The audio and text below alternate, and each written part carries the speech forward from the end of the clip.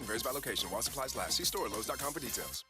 The first round has wrapped up at the 87th Masters. 3 leaders at the top: Victor Hovland, Jon Rahm, and Brooks Koepka, all at 7 under. Hovland wearing a bold shirt, giant print of pink azalea on the front and back of his golf shirt. Bogey-free 65 today for the young Norwegian.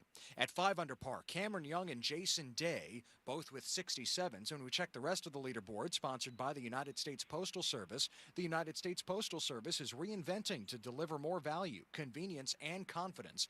Xander Schauffele, Shane Lowry, Adam Scott, Gary Woodland, Scotty Scheffler, amateur Sam Bennett, and Sam Burns, all at 4 under. Scheffler was solid, the defending champion, 4 under 68, but a handful of putts that have been automatic in the last year did not drop for him today. So Scheffler 3 back. Tiger Woods at 2 over 74, his worst first round at the Masters since 2005, when he also shot 74 and still won.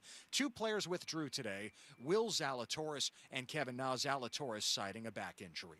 From Augusta, I'm Ted Emmerich, Westwood One Sports.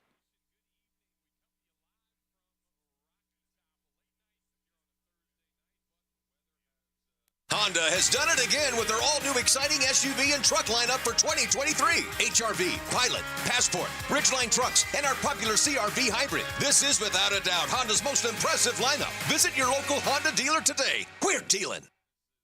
David Garrard here. Once again, Southeast Orthopedic Specialist has eased my knee pain with PRP treatment. PRP is a platelet-rich plasma concentrate that promotes tissue repair naturally.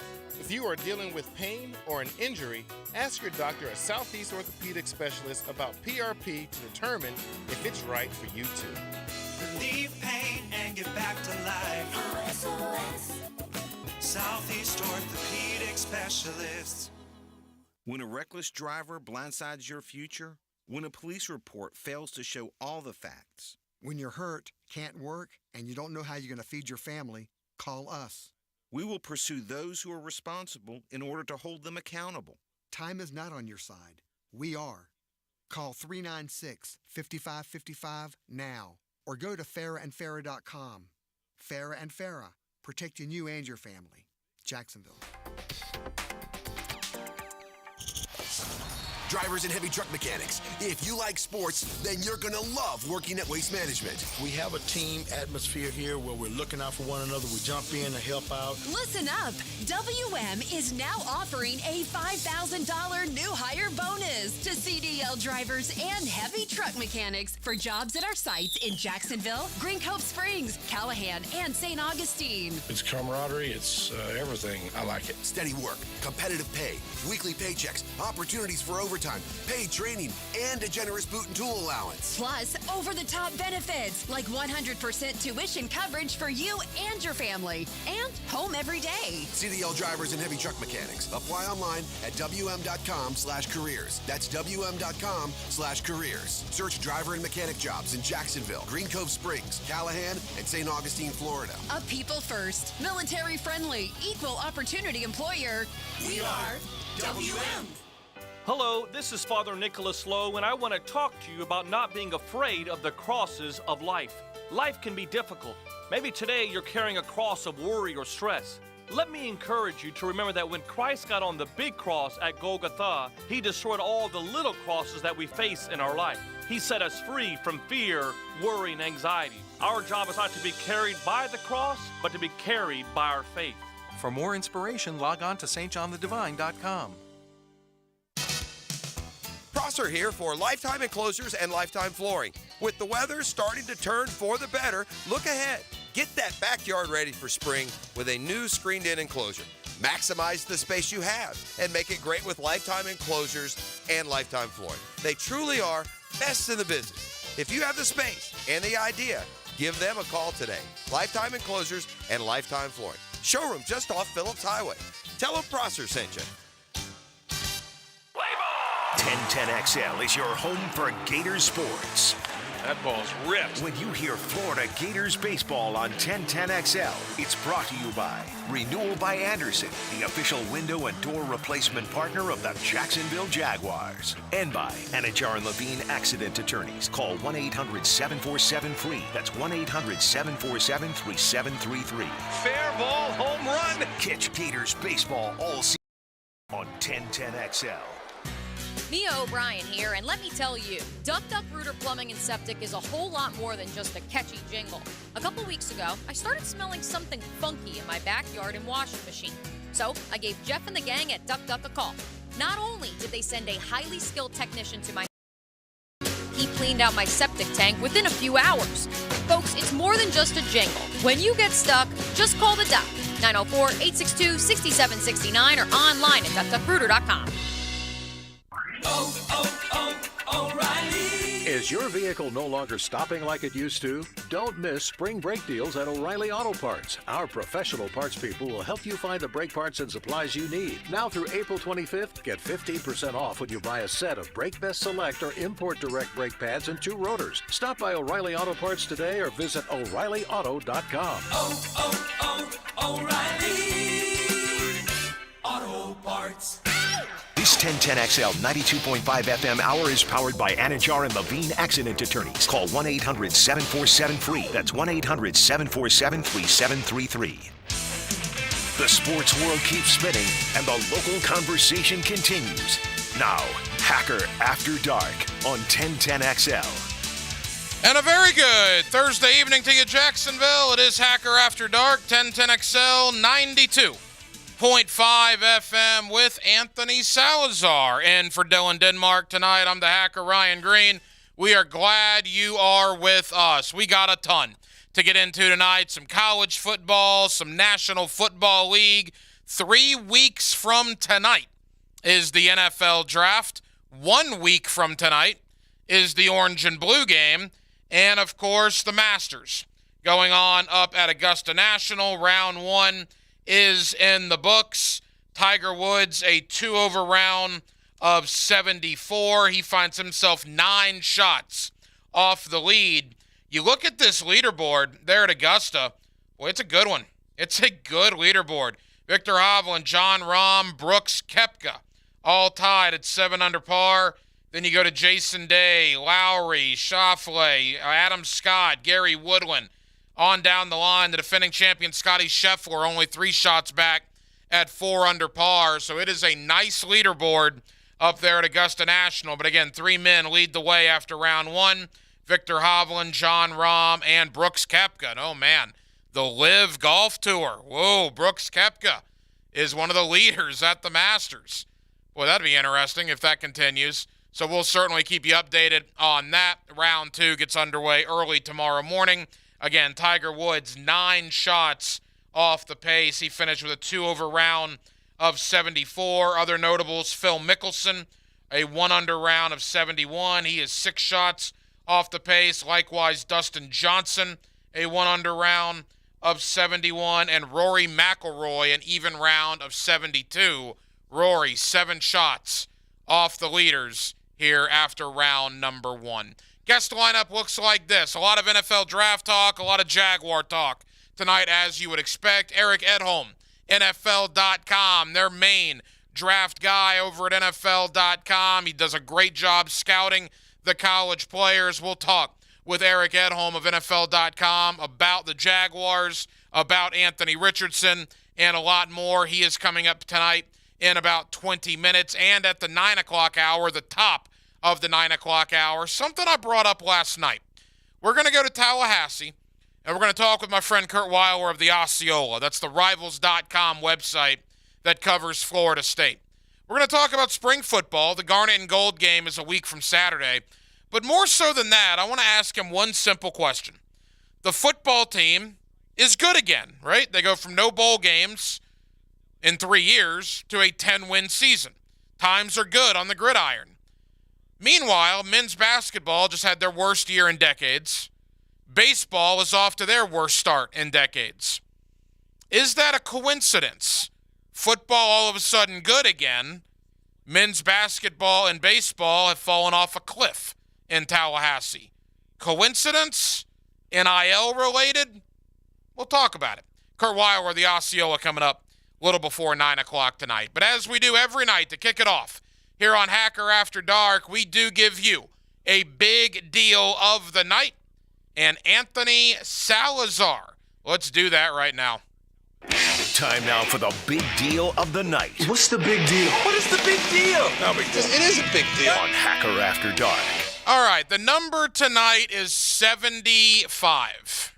Well, you say, Hacker, what's 75? Well, it's funny you ask. Let me tell you. It was 75 days ago that the Jacksonville Jaguars lost in the AFC Divisional Playoff to the Kansas City Chiefs at Arrowhead. And the number 75 is an interesting one, right? I'm not going to do 100 days because at the 100-day mark, that'll be the week after the draft, and I'll be on a cruise ship in the Caribbean. So I will not be here for the 100-day mark, losing to the Kansas City Chiefs. But I am here on the 75-day mark. So I want to look back at things that have transpired over the last 75 days for the Jacksonville Jaguars. Let's begin on the coaching staff. You got to go back to almost right when the season ended. Wide receiver coach Chris Jackson leaves the Jaguars, takes a job at the University of Texas. What does Doug Peterson do? Well, he finds a familiar face. A guy he knew in Philadelphia and a guy that had coached the Buffalo Bill wide receivers the last couple of years, Chad Hall, your brand new wide receiver coach here in Jacksonville. I like Stephon Diggs. I like Gabe Davis, Cole Beasley. Buffalo had some nice wide receivers. Chad Hall coached them in Buffalo. That's good enough for me. Then Jim Bob Cooter, the Jaguar passing game coordinator, left to go take a job with the Indianapolis Colts to become their brand new offensive coordinator under new head coach Shane Steichen. So the Jaguars needed to find a replacement for the offensive passing game coordinator. So they go to UNLV and find Nick Holes, who also spent many years with the Raider organization. So that was your turnover on the coaching front, right? You lost your wide receiver coach. You lost your passing game coordinator. You filled those spots with what appears to be two good replacements. Most of everybody else on the staff is back. So coaching-wise, you're good. Doug Peterson's here. Press Taylor's here. Mike McCoy is here. Caldwell on the defensive side of the ball is here. Brinson Buckner, Deshae Townsend. Most of the defensive staff is intact, and the coaching staff is good to go. Then you get to free agency. And again, the number is 75, right? 75 days since the Jaguars lost to the Chiefs. And you think about the number 75, and that brings up Jawan Taylor. As Jawan Taylor was the big free agent loss for the Jaguars, he goes to Kansas City for just a huge contract, man. Just huge. 4 years, $80 million, $60 million guaranteed. So you lose Jawan Taylor. You also lost Chris Manhertz to the Denver Broncos. Then, and that was just on day one, mind you. Then you lose Arden Key and all the contributions he made to the city. Remember, he helped build it, is what he told the Nashville media at his introductory press conference. It was him that helped build the city of Jacksonville and the fan base and everything. So you lose Arden Key to a division rival. And then Marvin Jones last week, 2 weeks ago, goes to Detroit. So those are the four guys that you've lost in the last 75 days. Only one starter, right? Arden Key, albeit an important player, was not a starter. Chris Manhertz, albeit an important player in the running game, was not a starter. Marvin Jones, albeit an important wide receiver in the passing game, was not a starter. You only lost one starter, and that was Jawan Taylor in the last 75 days. What did the Jaguars add in the last 75 days? Truthfully, not much. Dearness Johnson from Cleveland is going to compete to be the second or third team running back on the Jaguars. You sign him a couple of defensive linemen, Michael Dogby from Arizona, Henry Mondu from New York. Those guys might literally be competing for one spot. Your two defensive free agent signings may be competing for one roster spot come this fall. And then here this week, the Jaguars signed Josh Wells, a former Jaguar that returns to probably be the, quote, swing tackle, a guy that can back up Cam Robinson at left tackle or back up Walker Little at right tackle if need be. And then yesterday, the Jaguars signed Brewer, the offensive lineman from the Rams, and he started 4 games as well last year. And this is what I brought up last night. I don't know how many NFL teams can say this. I don't know if it means anything or not. I do find it interesting, though, that the Jacksonville Jaguars right now have 8 offensive linemen. 8 offensive linemen that started at least 3 games in the NFL last year. Cam Robinson, Ben Barch, you got Shatley, Fortner, Sheriff, Walker Little, Wells, and Brewer, the 2 new guys. I think that's good, man. Look, I don't think Brewer and Wells are going to be knocking down any Pro Bowl rosters anytime soon. I'm not proclaiming them to be all pro caliber talents. But you brought guys in that started games last year, and in Wells' case, was protecting Tom Brady. I believe he had 7 starts last year, if memory serves. So I'm all for that. Sign me up for that. So they got some depth now on the offensive line. But that's been the last 75 days. Not very exciting. Man, last year was the exact opposite, right? Christian Kirk and Zay Jones and Evan Ingram and Brandon Sheriff and Foley Fatukasi and Foye Oluokun and Darius Williams. And you go on and on and on and on. It was great. You didn't do that this year. We knew that wasn't going to happen. Although the Jaguars have signed 5 outside free agents. I would think Dearness Johnson will make this team. I would think Josh Wells will make this team. I would think Brewer, the other offensive lineman that they signed, has a great chance of making this team. As for Dogby and Mondu, the 2 D linemen, I don't know. I think probably those 2 are competing for maybe 1 spot. What they did today, though, again, was interesting. The 75 days since the season ended, you got to remember, the Jaguars took care of their own and they restructured a lot of their own contracts. Think about the guys they re-signed in the last 75 days. Roy Robertson Harris, that was a big one. Andrew Wingard, Adam Gottstis, Trey Herndon. Brought back a lot of guys that have played a lot of football in Jaguar uniforms. They then restructured deals of Christian Kirk, Brandon Sheriff, Zay Jones. Today they restructured Rayshawn Jenkins. So now you look, and all of a sudden, the Jaguars have $15 million in salary cap room. According to SpotTrack, I believe that's the 10th most money salary cap availability in the NFL. 10th most. Means 22 teams are worse off in their salary cap situation than your Jacksonville Jaguars are. And they're not going to need that much money to sign the rookie class. Based on things I've seen, people I've talked to, of the $15 million they have available, roughly somewhere in the $5-6 million mark, maybe even a little less, will be used on this year's rookie class. So why are they freeing up all this money?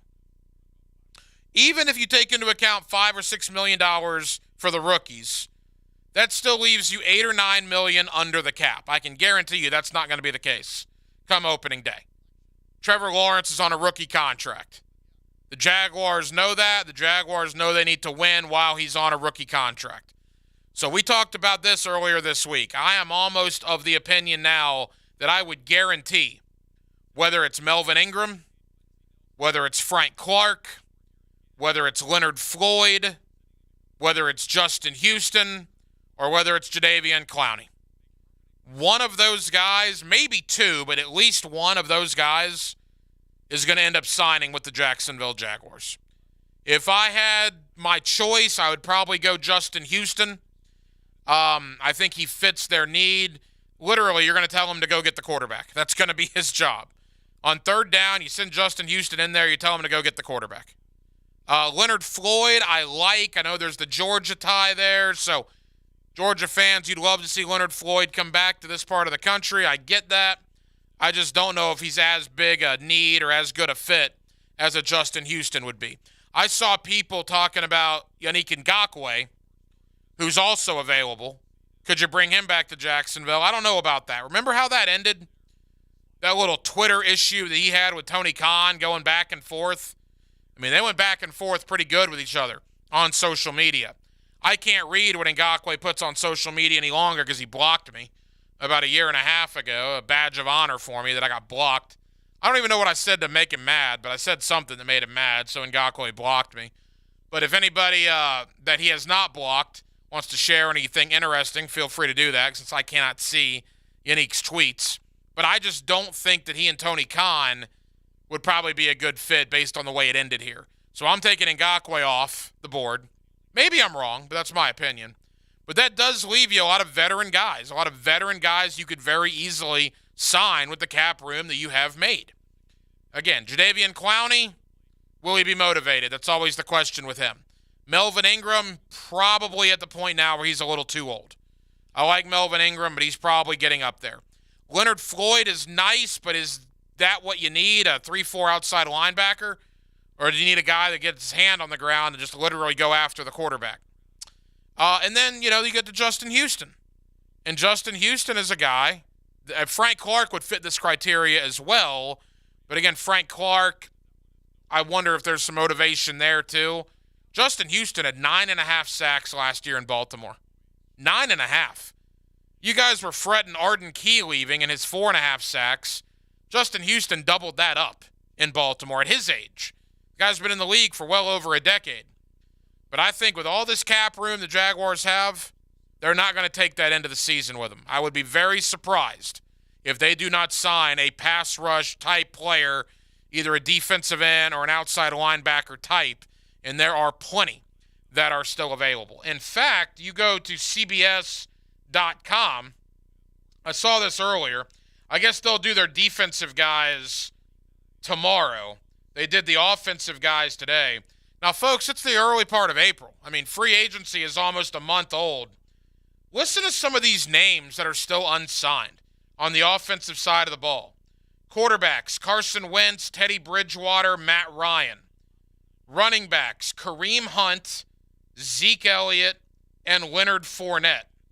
Wide receivers, Odell Beckham, Jarvis Landry. It's pretty good, right? Tight ends, Cameron Brate, Dan Arnold, still onside, former Jaguar. Will he be back in Jacksonville? Andrew Sample. Then you got some offensive linemen like Isaiah Wynn, the former Bulldog, Taylor Lewan, the former Tennessee Titan, Donovan Smith, the former Tampa Bay Buccaneer, Ben Jones, the former Tennessee Titan. You got some good players that are still available on the offensive side of the football. And truthfully, you got good defensive players too. And we'll get to those more tomorrow. But there are still values to be had on the open market, including at the defensive end outside linebacker spot, which is where I believe Jacksonville will spend some of this freed up cap money in the coming weeks. I would imagine probably before OTAs would be my guess. Now, in a situation like Justin Houston, who's been in the league for 12 years, you may come to an understanding with him that he's going to sign with you. He just probably doesn't want to show up till training camp. And I don't blame him. He's 32, 33 years old. What does he have to prove on OTAs and mini camps and all that? So a lot of these veterans probably won't show up till July, but you might have handshake agreements with them well before that. 641-1010 is the phone number on the phone line and the text line, designed by Lifetime Enclosures. Again, 75 days since the Jaguar season came to an end. You think about that, and you think about the number 10. 10 days until the off-season program begins here in Jacksonville on Monday, April the 17th. Let's talk a little Jaguars. Let's talk a little NFL draft. Eric Edholm, NFL.com. I want to talk Anthony Richardson. I want to talk about these quarterbacks because there's a good chance that not. Two of these guys are going to end up in the AFC South, maybe even three of them. We know Houston's probably taking a quarterback. We think Indianapolis is going to take a quarterback. Could Tennessee trade up and also take a quarterback? AFC South could be loaded with rookie quarterbacks this year. So we'll talk about that and, of course, focus on pick 24, which is where the Jacksonville Jaguars select in round number 1. It is a Thursday night edition of Hacker After Dark with Anthony Salazar in for Dylan Denmark tonight. I'm the Hacker Ryan Green. Jacksonville, we're glad you're with us. Eric Edholm, NFL.com. Next, here on 1010XL and 92.5 FM. Aye, aye, Captain. You're sailing on the Jaguars' flagship station. 1010XL. Here's Linda Beaver. Did you hear what's happening? Beaver Toyota and Beaver Chevrolet are spring cleaning. New inventory on the ground means the old has to go. Take advantage of the lowest prices of the new year by saving thousands on thousands of vehicles priced to sell. New and pre-owned prices have been reduced, and all sales associates have been instructed to give maximum value on all trades. But you better hurry. That's right. Best deals go first. Head to Beaver Toyota in St. Augustine or Beaver Chevrolet in Jacksonville to take advantage of the spring cleaning sale. We're here to wow you. QC Kinetics patient Diane Richardson saw her brother-in-law have surgery for pain in his elbow. My brother-in-law, after that surgery, had his arm in a sling for almost 6 months, extensive PT, pain medication, a lot of restrictions of what he could not do. So when Diane's husband, Greg, had a similar problem, she encouraged a different treatment, regenerative medicine at QC Kinetics. And the experience was like night and day compared to his brother. After 6 months, nothing. He hasn't felt any pain, and that has been 2 years since he's had treatment. Plus, no drugs and no downtime. He was literally out golfing when he wanted to and doing whatever he wanted to. It was probably 9 months before my brother-in-law got back out on the golf course, and my husband was on the golf course the entire time. And he was so elated. He goes, Diane, game changer. Before you have surgery for that joint pain, get a second opinion. Call QC Kinetics for your free consultation. Call QC Kinetics, 904-274-5522. That's 904-274-5522. 904-274-5522. What if you could be credit card debt-free in 10 days and save as much as $1,000 a month? Loan Pronto's all-new Express Equity line of credit program is just what you need. Hey, it's Prosser here. You don't have to do a full home refi. You can tap a small portion of the equity you have and enjoy a super low monthly payment. With Loan Pronto's Express Equity credit line, you can close in 7 to 10 days, and a $50,000 loan will only cost you around $400 a month. Use that money and pay off high-interest credit cards or do a home improvement project. You can access up to 90% of your home's equity, and 9 out of 10 homeowners won't even need an appraisal. So even if you did a total refi recently or just bought your home, you can tap the equity with this fast, easy program. Stop the madness. Say no to 24% interest fees. Call Loan Pronto today. 904-999-1508. That's 904-999-1508. Or as always, you can visit loanpronto.com. Equal housing lender, NMLS 1661781, subject to lender approval. Bet on the ball game.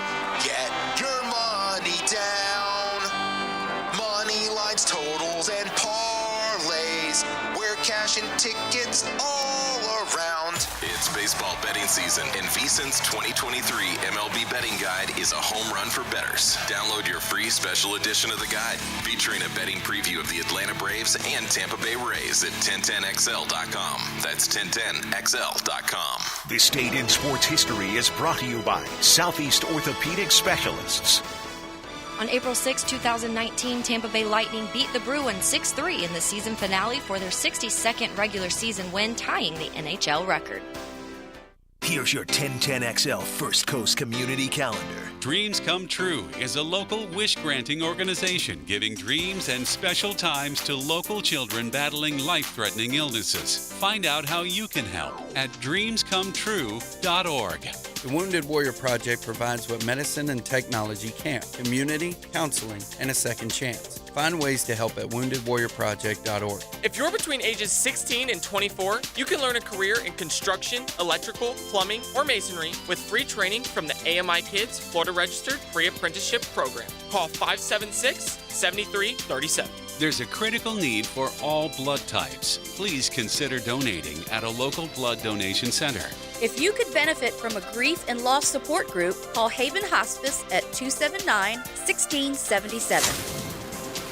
If you're involved in a community event and you'd like us to help spread the word, find out how at 1010XL.com. It's Guggen Golf time. Who's about to hit the links? Listen to The Drill with Jeff and Dan for a chance for you and a partner to play in this year's Coastal Equipment Guggen Golf Open, April 17th at Hidden Hills Golf Club. Enjoy a Dandy Foods lunch. This year's exclusive Guggen cocktail is the Duval Donkey, made with brackish vodka. Check out the Ride Now Power Sports ATV and UTV display. Take home a picture from Gump Sports Photography. Thanks to our sponsors, Woody's Barbecue, Royal Pest Control, and Southeast Orthopedic Specialists. This 1010XL 92.5 FM hour is powered by Anajar and Levine Accident Attorneys. Call 1-800-7473. That's 1-800-747-3733. It's Hacker After Dark on 1010XL. Now, hello. Another great guest on the Farah and Farah phone line. Brought to you by the Accident Attorneys at Farah and Farah.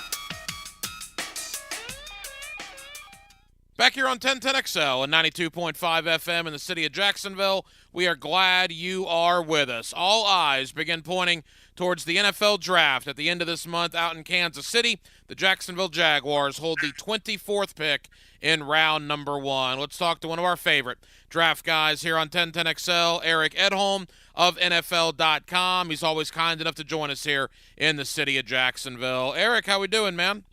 Pleasure's mine. I hope you guys are doing well down there. Eric, we are good. Thank you for the time. And all right, so normally when we have you on, it's pretty easy to pinpoint what the Jaguars are going to do, right, because you picked number 1 in back-to-back years. But that obviously is no longer the case. Before we get into the Jaguars, Anthony Richardson, and everything that goes with that, Eric, just your thought on the young Jaguars coming of age last year and the run that they made to the AFC divisional playoffs.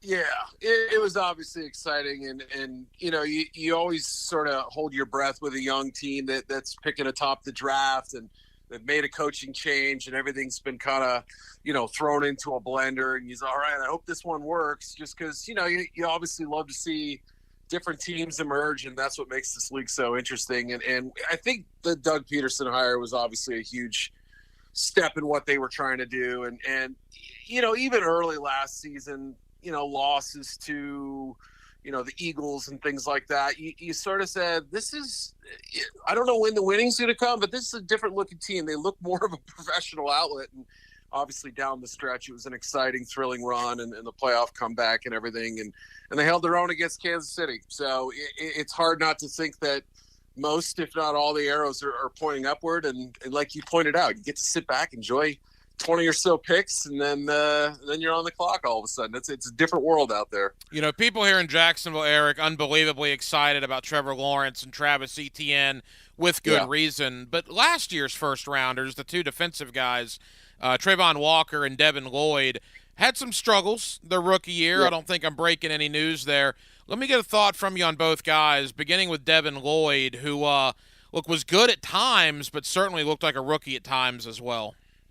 Yeah, and, you know, I mean, obviously, I think he missed a couple games there, what didn't start, I should say, and it looked like, you know, Chad Muma's racking up tackles and everybody's kind of, you know, wringing their hands and whatnot. But I wouldn't stress about him. It takes a while. I think the defensive scheme was a little bit of an adjustment, a little bit different from what he was used to playing. And, you know, if you go back and kind of look at his Utah career, you saw a progression where, you know, went from good player to very good to difference maker his last year. So that still can happen.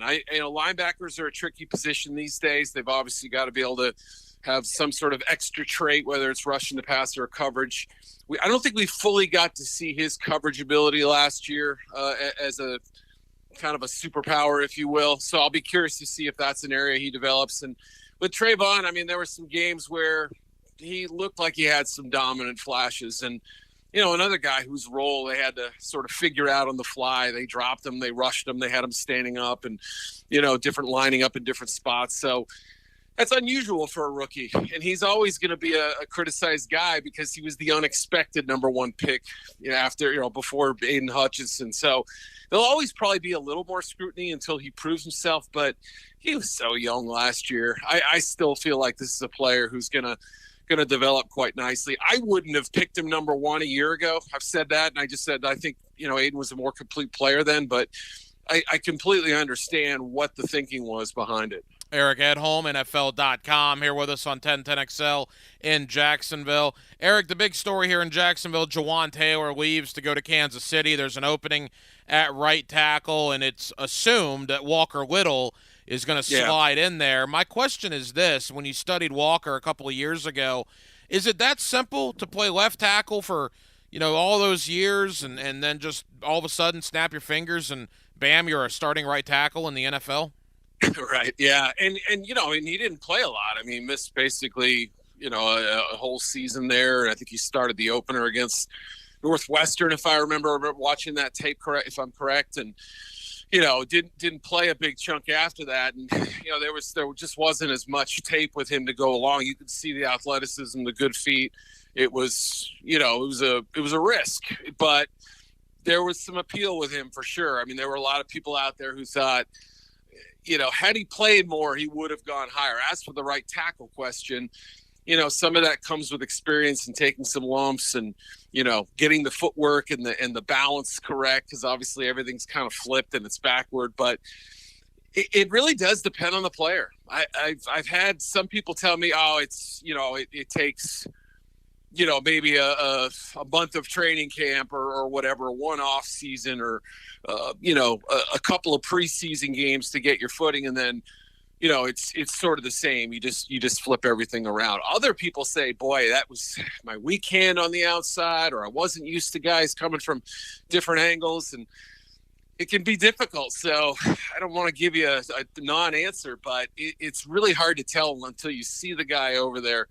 But obviously he's been well coached, I think, for most of his career, if not close to all of it. Eric Edholm does a terrific job covering the NFL draft, has done so for years. He's now with NFL.com, and he's with us here on 1010XL in Jacksonville. All right, Eric, the 24th pick for the Jaguars. It's hard to pinpoint who's going to be there, but we think we know the positions they're going to be looking at. Offensive tackle, potentially, to get a swing tackle to build up the depth. We've heard corner back a lot there at 24, and potentially somebody along the defensive front. From your standpoint, how deep are those positions, and maybe give us a guy or two at 24 that you think the Jaguars might want to look at?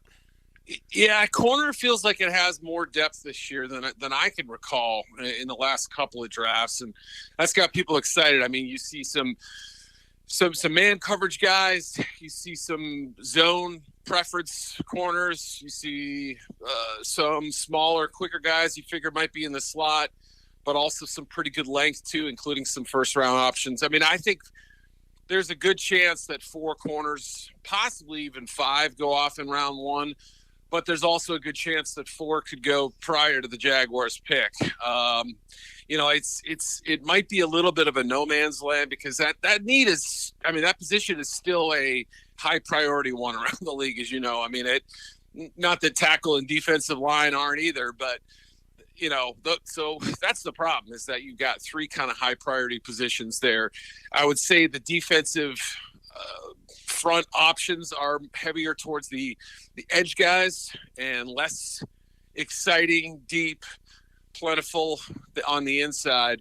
Offensive tackle, I think, is a pretty good group, but sort of like we were saying with corner, after the first few go off the board, in this case, I would say 3, there's a little bit of a drop. There's a little bit of a question mark, that no man's land between kind of the mid to late first round area and maybe the mid second round, where maybe only 1 tackle goes, or 2, or a interior guy you could picture playing outside, or vice versa. So it's a little bit hard to say, but yeah, I would say at that point, probably offensive tackle would be off. I don't want to say off the board, but the options would be maybe a little bit more limited in that area. Depends on what people think of, Peter Skoronski as a guard or a tackle. It depends what people think readiness-wise for a guy like Broderick Jones. He might be there. I don't know. I think he probably goes ahead of that, but you never know. And then it's sort of a question of, do you value somebody like Anton Harrison from Oklahoma? Do you view one of those other sort of lower rated offensive tackles, the first round pick type? we've seen teams, especially in the final few picks of round one, that's where you start to see a lot of second round grades end up getting picked in the first 32, or in this case 31 this year. So I'd be prepared for maybe a wider swath of names than what you're seeing regularly in the mock drafts. Eric, let me throw two guys at you that Jacksonville fans are very familiar with. I don't think there's a chance that one of them is going to be there, but maybe the football gods will smile on us in late April. Nolan Smith is gone before 24, right? I suspect so, yeah. I wouldn't have guessed that prior to the combine, to be honest. But, yeah, given the fact that the way he worked out and everything, I think there's a pretty good chance that he's going to be off the board at that point. I would love for the Jaguars to find a way to get him. I think more realistic is the Jaguars could use some help at left guard to improve from Ben Barch and Tyler Shatley. What about Osiris Torrance from Florida? Yeah, I mean, obviously, if you paid attention to the draft in recent years, you know that Louisiana, what Billy built there was becoming something of an offensive line factory, and Osiris is the latest to come over. And, if you didn't know, if you just spent a year terraforming on Mars and then watched last college football season, you would assume that this was an SEC guy his whole life. He stepped right in. The physical part of it, he was ready to go from the first snap. Not highly athletic. We're not talking about somebody who's going to be, pulling and traveling large distances and things like that. But, I thought he did a good job down at the Senior Bowl in the one-on-one drills, really kind of sent a message right away, set the tone as far as physicality is concerned.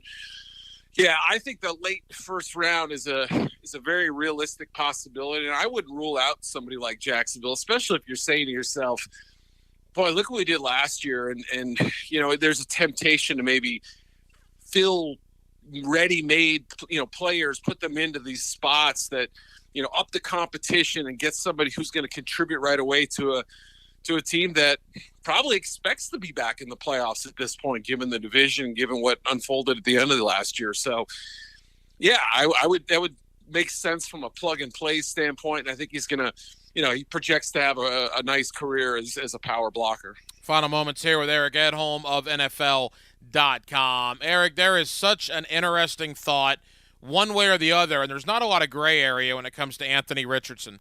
College guys seem to think he's more of a project. Most of your peers, I'm obviously curious what you think about this, in the NFL draft world are salivating over the kid. And again, there's not a lot of middle ground. Where are you with Anthony Richardson? Yeah, I mean, I think his running ability makes him, gives him a floor right now. Like you can use him smartly, much like how the Chicago Bears used Justin Fields last year. And, I'm sure people are listening to this and grumbling and groaning, but, if you're expecting somebody like that who has all the athletic traits, is absolutely an NFL caliber athlete right away, but hasn't had a lot of experience, let's be honest, came from an offense that was not really a three-level passing game. I mean, from what I saw, it was a lot of short stuff, throw to the perimeter, take vertical shots. It was like an NBA offense. It was like layups and three-pointers, right? So it kind of felt like, throwing in the middle of the field and using your eyes to dissect defenses and get safeties to move and, be able to pick up all the pressures that NFL teams will throw at young quarterbacks and,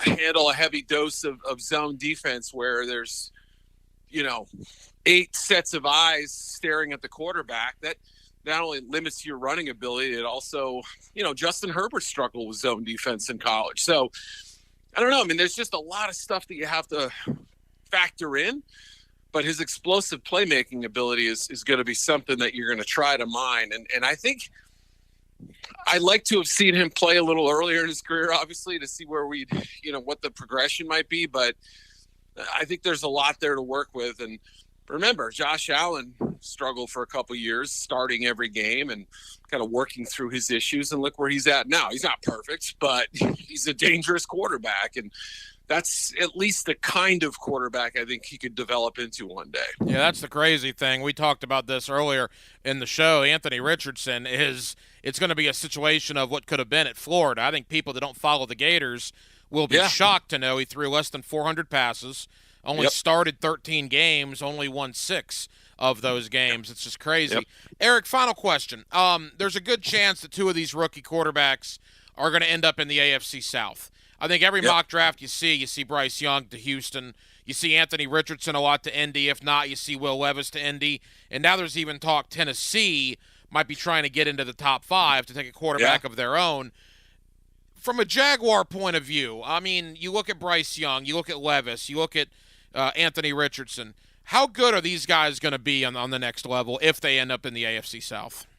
Yeah, I don't know that there's a superstar in the group, but I think there are quarterbacks you could win with. And, you know, I was watching Stroud during the season, and you know, this is during the phase of his career where he was just sitting back in the pocket and diagnosing and making decisions. I was like, this guy's like Jared Goff, and that's not a slur, right? I mean, like, Jared Goff has developed into a very good player and kind of a key pick, you know, player for the Lions. We saw what they did down the stretch. The big test will be this year, but that's the kind of quarterback I think he could be. Now, he obviously added a little dimension in the Georgia game that maybe there's some untapped potential. Heck, Justin Fields only had 200-yard rushing games in college. He wasn't really a runner like we know him today. So there's hope that Stroud has maybe a little bit of a hidden superpower there. Bryce Young, the size thing, I think will always plague him. I don't think it's just a talking point du jour. I think he's going to have a hard time making it through a 17-game schedule. But with Levis and Richardson, it really is going to come down to where they land and what kind of coaching they get and what's the quarterback situation around them, right? Tannehill in Tennessee, Garoppolo in Vegas. Wherever they go, there's probably going to be a provisional or a bridge starter in place. And handling that transition is often crucial for these players' development in players like that. Eric Edholm, NFL.com. Eric, what can the good folks here in Jacksonville expect when they head on over to NFL.com? I know you got a ton of stuff over there. Yeah, I'm kind of starting to polish up my next top 100 prospect list. I've got a few tweaks already in mind from the first one, and maybe some additions to the list that people haven't seen elsewhere. I don't know. I try not to read too much of other people's lists like that or mock drafts, but I'll have a mock draft, I think, next week, and some podcast appearances, lots of stuff coming up. Eric Edholm, one of our favorites here on 1010XL in Jacksonville. Eric, know you're busy this time of year. Thank you for the time. We'll talk again soon. Yeah, thanks for having me. Appreciate it. There you go, Eric Edholm, NFL.com. Always appreciate his time with us here on Hacker After Dark. So on Jaguars.com tonight, they released episode 1 of The Hunt. Remember that series from last year, kind of takes you through the offseason piece by piece. Jaguars.com does a sensational job with that. I mean, they are, look, am I a little biased because they're buddies? Yeah, I got a bunch of friends over there, but good grief. The value that the Jaguars put and Jaguars.com put on series like this is just phenomenal. And they have done it again. Episode 1 of The Hunt released earlier tonight. In the first 20 seconds, gave us some great material that we're going to come up with next. Trent Baalke kept a clown figurine, I guess is what you would call it, that a fan sent him. It's on his desk. And it reminds him to, quote, prove people wrong. He's talking about some of you that were calling him a clown. Wow. We'll talk about that next on Hacker After Dark. Jaguars fans and 1010XL. It was a special year for the city, for everybody, and couldn't have done it without all you guys supporting us. So we're thankful for you guys. Those last 2 home games were games I'll never forget. 1010XL, home of Jaguars fans. Now, a Masters update on 1010XL, brought to you by Mr. Sparky of the First Coast and MyBookie. From the Augusta National Golf Club, Westwood One Sports presents this special report on the Masters. I'm Ted Emmerich. Jon Rahm 4-putted the first hole and is tied for the lead. In years past, a double bogey could have derailed the fiery Spaniard, but Rahm put that mistake in the rearview mirror and blazed to a 7-under 65. I was focused on the fact that all the strokes were good. The reads were good. The roll was good. Obviously, the speed was off on the first 2 putts.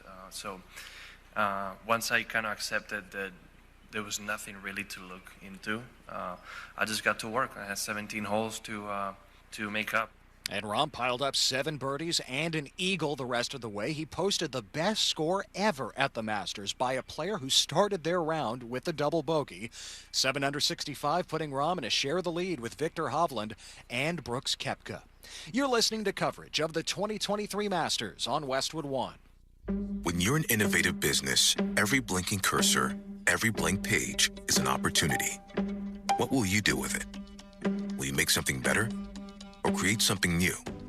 Our Dell Technologies advisors provide you with tools and expertise to do incredible things. Because we believe there's an innovator in all of us. For advice on smart PCs powered by Intel V Pro that's built for business, call a Dell Technologies advisor at 877-ASK-DELL.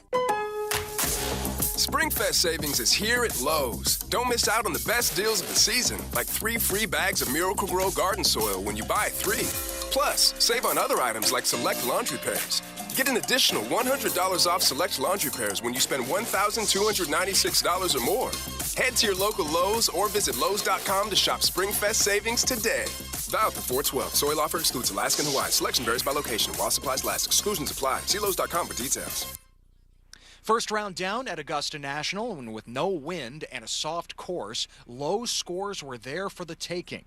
Viktor Hovland, Jon Rahm, and Brooks Koepka took them. Let's check the leaderboard. Sponsored by Dell. For your small business needs, call a Dell Technologies advisor today at 877-ASK-DELL. Hovland, Rahm, and Koepka all at 7 under par. Cameron Young and Jason Day, the PGA champion from 2015, both at 5 under, 2 back.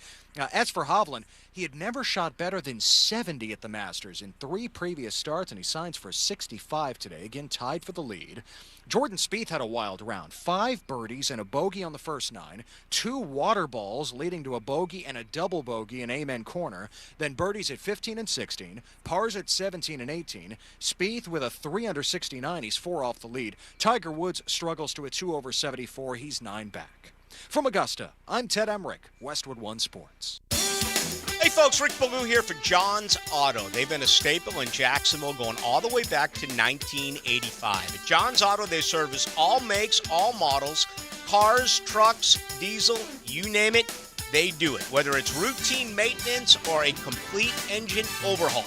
Call John's Auto on Arlington Road. That's 904-743-3857 or go to johnsautomotivejacks.com.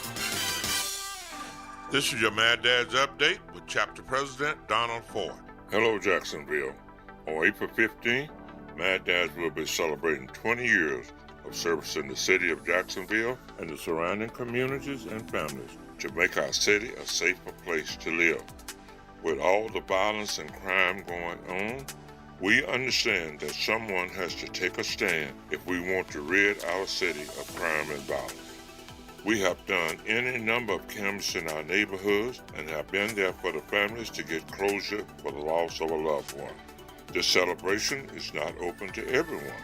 You have to have an invitation. We want an enjoyable day for Mad Dads to fellowship with one another. Sheriff T.K. Waters will be the guest speaker. For information about Mad Dad, go to Mad Dads Jacksonville Chapter Facebook or MadDadsJacksonville.com.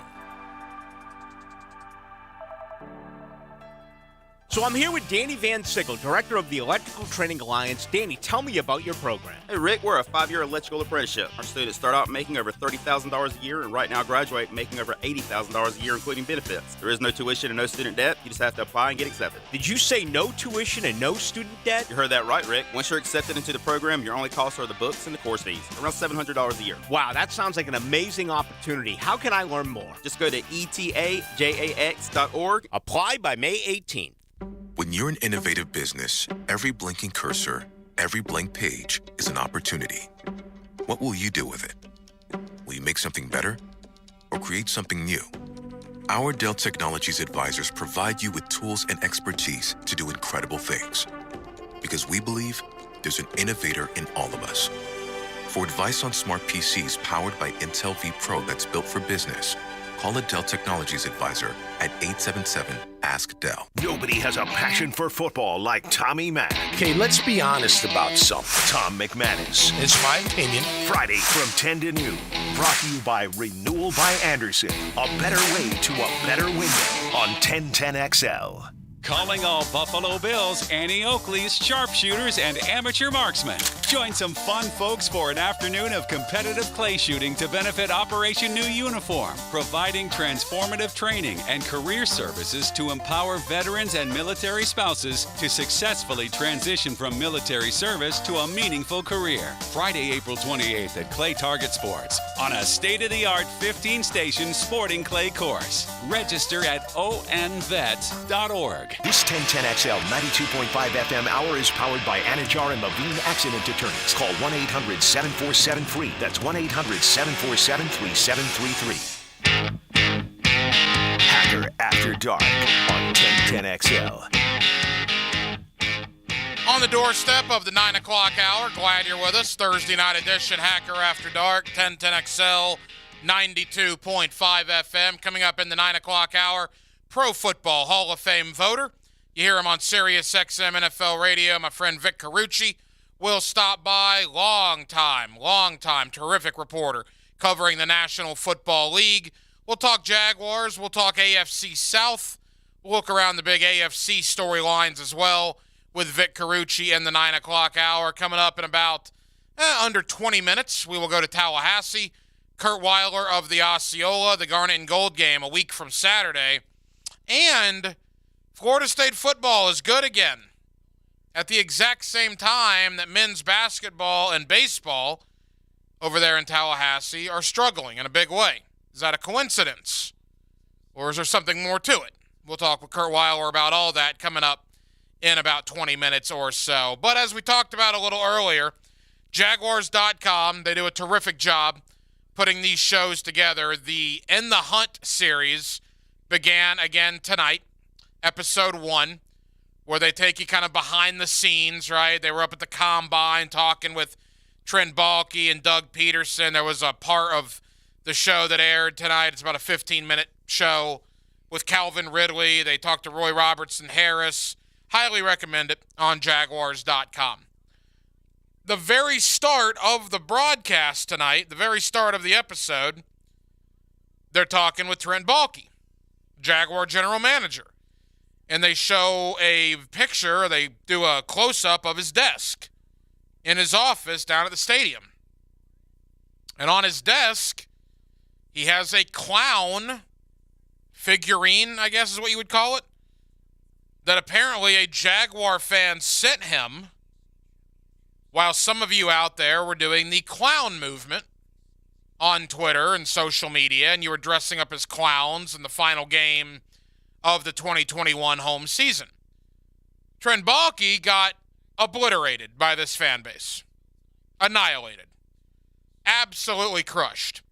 And we've talked about this many times. Why did he get crushed? Why did he get obliterated? At the time, I didn't really understand it, but I guess in talking through it now, and I made this point at the time, but it was kind of bigger than this. Once Urban Meyer was gone, and you couldn't throw any more venom at Urban, well, you had to attack somebody. You weren't going to attack the rookie in Trevor Lawrence. You weren't going to attack the owner in Shad Khan, although he did get some of it too. But he wasn't going anywhere. The only other guy you could attack once Urban was gone, and once Doug Marrone was gone, and once Dave Caldwell was gone, and once all these guys were gone, the only guy left in the building was Trent Baalke. So most of you, and you know who you are, annihilated that guy. And the funny thing was, he had very, very, very little to do with why the team sucked in 2020 and 2021. He had very little to do with that. It was literally his first year as the general manager.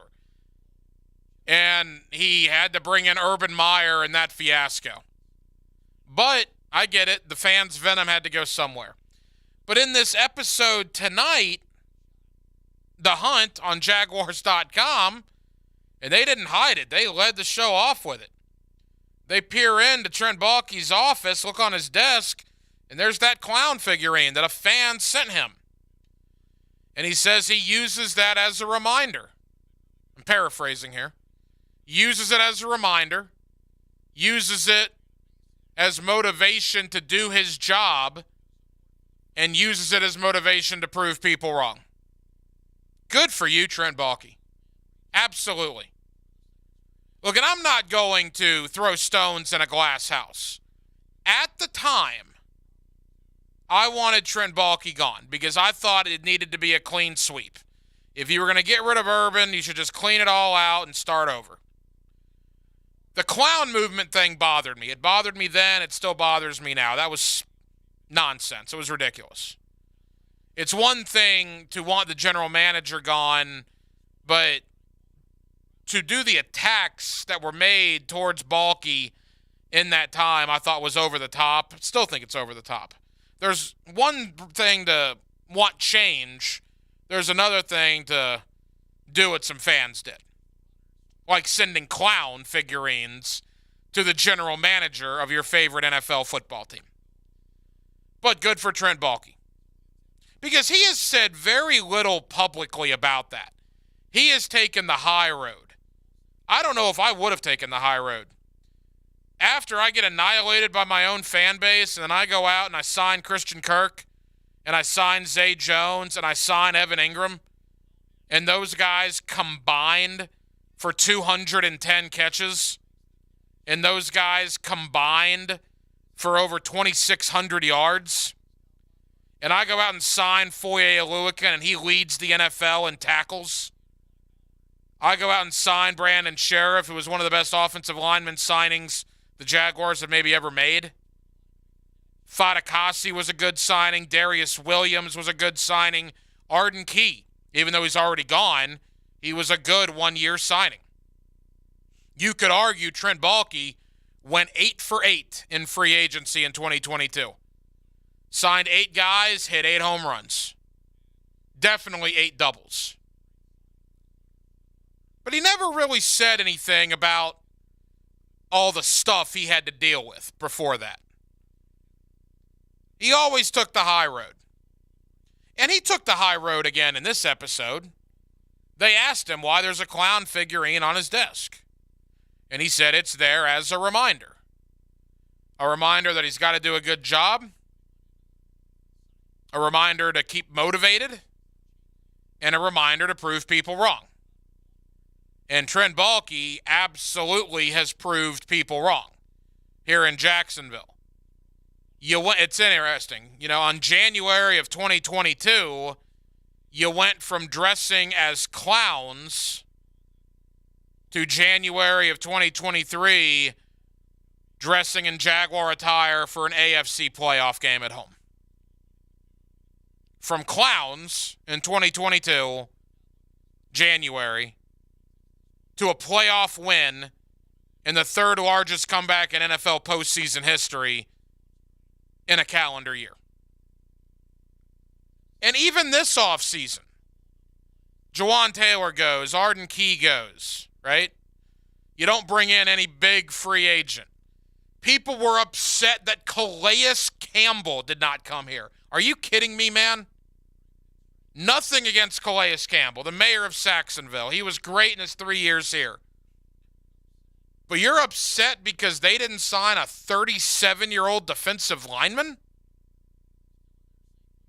When I found out Atlanta gave him $7 million for 1 year, good grief. I don't blame Calais for taking that. I wouldn't have offered him half that.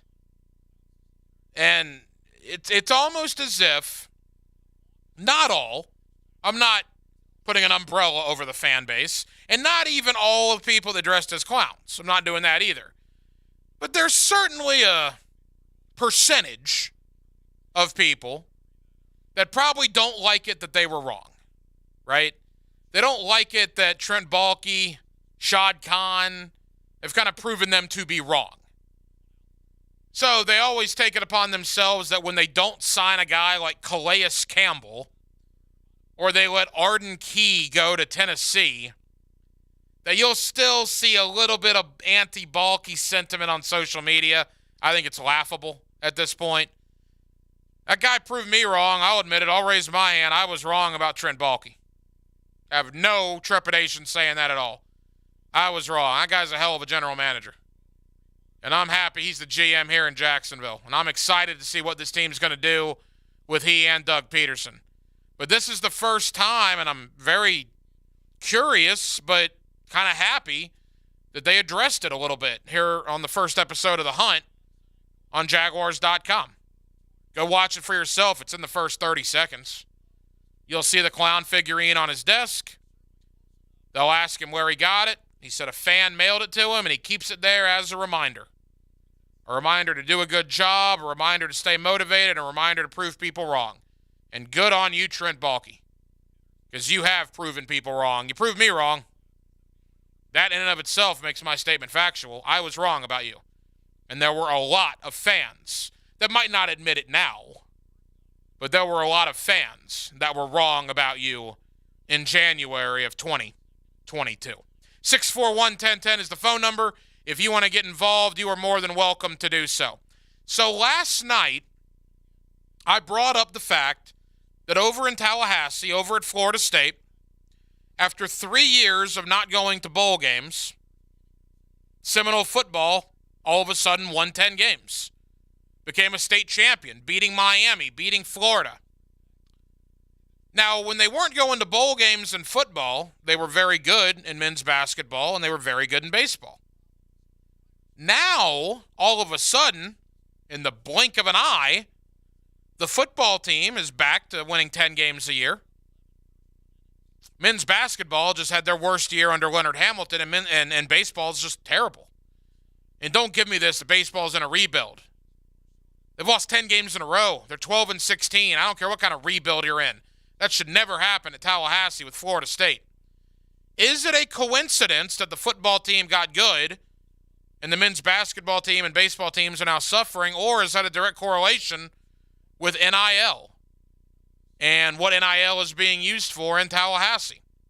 We'll talk about that. We'll also talk a little spring ball. Garnet and Gold game is a week from Saturday. Kurt Weiler of the Osceola, that is the Rivals.com website that covers Florida State. He is next. It's halftime on Hacker After Dark. 1 hour down, 1 hour to go, Jacksonville. We are with you until 10 o'clock. We're glad you're with us here on 1010XL and 92.5 FM. This is Green Bay Packers quarterback Aaron Rodgers. This is Leon Washington from Andrew Jackson High School, Florida State University, and the New York Jets. You're listening to 1010XL. 1010XL. 92.5 FM. Now, a Masters Update on 1010XL. Brought to you by Mr. Sparky of the First Coast and MyBookie. From the Augusta National Golf Club, Westwood One Sports presents this special report on the Masters. I'm Ted Emmerich. At the last major of 2022, the British Open at St. Andrews, Viktor Hovland had a piece of the 54-hole lead. He tumbled on Sunday, tied for fourth as Cameron Smith won the Claret Jug. Well, here at the first major of 2023, Hovland has sprinted out to a share of the lead. A 7 under 65 for the 25-year-old from Norway. He'll take it with the pristine conditions today. That will change. It's easier to make up some ground on the easier days. So if you start with a really low round and it gets very difficult, it's kind of easier to protect the score a little bit compared to if you're 5, 6, 7 shots back. It's really difficult to make up that much ground if this place is playing very difficult. So obviously getting off to a nice start is key this week. Especially with the rain in the forecast the next 3 days. In fact, Augusta National has announced they will move up tee times 30 minutes tomorrow to try to beat the weather. So the first group that features Cameron Champ and Jose Maria Olazabal will tee off at 7:30 a.m. Eastern. You're listening to coverage of the 2023 Masters on Westwood One. Doors take us to summers away or winter adventures and afternoon getaways. Your dedicated Fidelity advisor can help you open those doors by working with you on a comprehensive plan to help you reach your wealth's full potential, because doors were meant to be opened. Visit fidelity.com/wealth. Investment minimum supply. Fidelity Brokerage Services, LLC, member NYSE SIPC. For the ones finding new ways to ensure the job always gets done. For the ones wearing many hats. For the ones who are hands-on, even from far away. And the ones keeping business moving forward. We are Grainger, offering professional-grade industrial supplies, plus real-time product availability and access to experts ready to answer your toughest questions. Call, click Grainger.com, or just stop by. Grainger, for the ones who get it done. No imposters on the leaderboard after one round at the 87th Masters. Victor Hovland, Jon Rahm, and Brooks Koepka lead at 7 under par. Cameron Young, the PGA Tour Rookie of the Year last season. Jason Day, former major champ, 5 under. They're 2 back. At 4 under, Shane Lowry, former Open champion. Xander Schauffele, top 10 in the world. Adam Scott, the Masters champion from 2013. Gary Woodland, U.S. Open champion, is 4 under. Scotty Scheffler, Masters champion a year ago, is 4 under par. Sam Bennett, the U.S. Amateur champion last year. Also Sam Burns, who won the match play a few weeks ago in Austin. Tiger Woods is 2 over, 9 back, trying to make his 23rd consecutive cut at the Masters, which would tie the record set by Gary Player and Fred Couples. From Augusta, I'm Ted Emmerich, Westwood One Sports.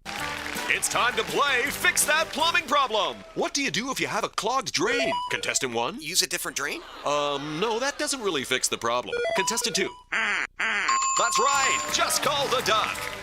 Don't let plumbing problems linger. Call the pros at Duck Duck Rooter. Commercial, residential, any plumbing issue or project. When you're stuck, call the duck.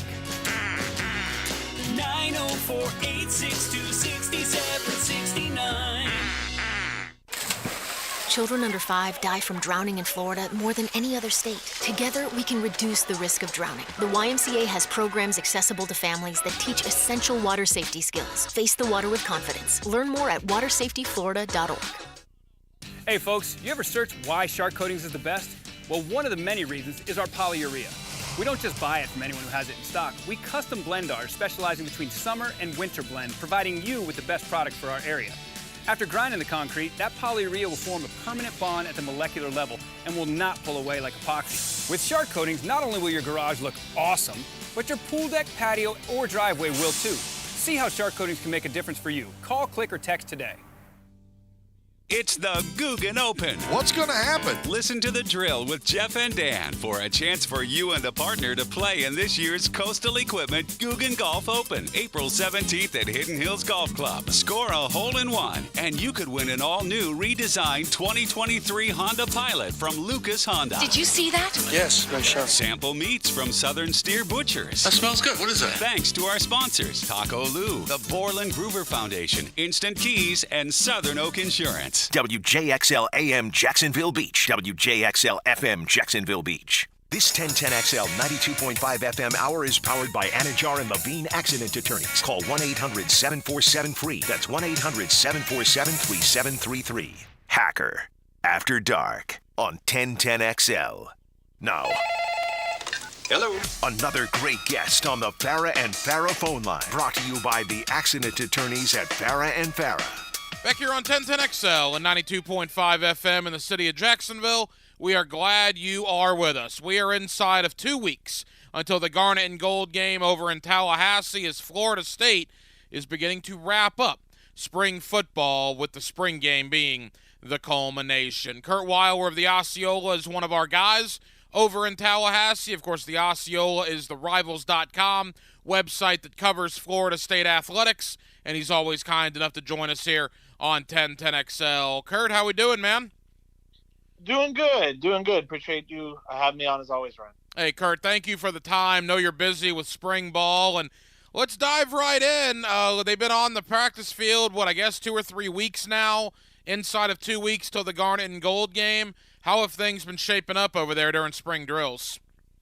They've been shaping up well. I mean, we are blessed over here in Tallahassee to get to watch all of every practice except for the scrimmages. So we've got to watch a lot of football this spring, and I think what we thought about this team coming in has been true. I mean, it's really been the transformation of this team from a few years ago where a guy like a Jermaine Johnson came in and he looked different. It's not so much the case anymore. I think the transfers who came in no doubt look impressive, but I mean, it's more matching kind of the rest of the team that's kind of risen to meet. I mean, I'm still not convinced this is a national championship contender, just because we've seen how dominant Georgia's been the last few years. But I think this team looks like a team. That will compete for the ACC title. Nothing I've seen this spring has dissuaded me whatsoever. Although I kind of try and take everything with the spring grain of salt. Kurt, Jordan Travis is back for his final year in Tallahassee, and we've talked about, the unbelievable turnaround his career has had from a guy that couldn't throw the ball downfield, honestly, to a guy that was competing with Mackenzie Milton, the transfer from UCF, to now a guy that is in the conversation as a Heisman hopeful coming into the year. How has Jordan Travis been handling his final spring there in Tallahassee? Yeah, it's been good for him. I think the nice thing about having a guy like Jordan, he's looked good, what we've seen of him in practice. I know in the two scrimmages, the first scrimmage he didn't play at all.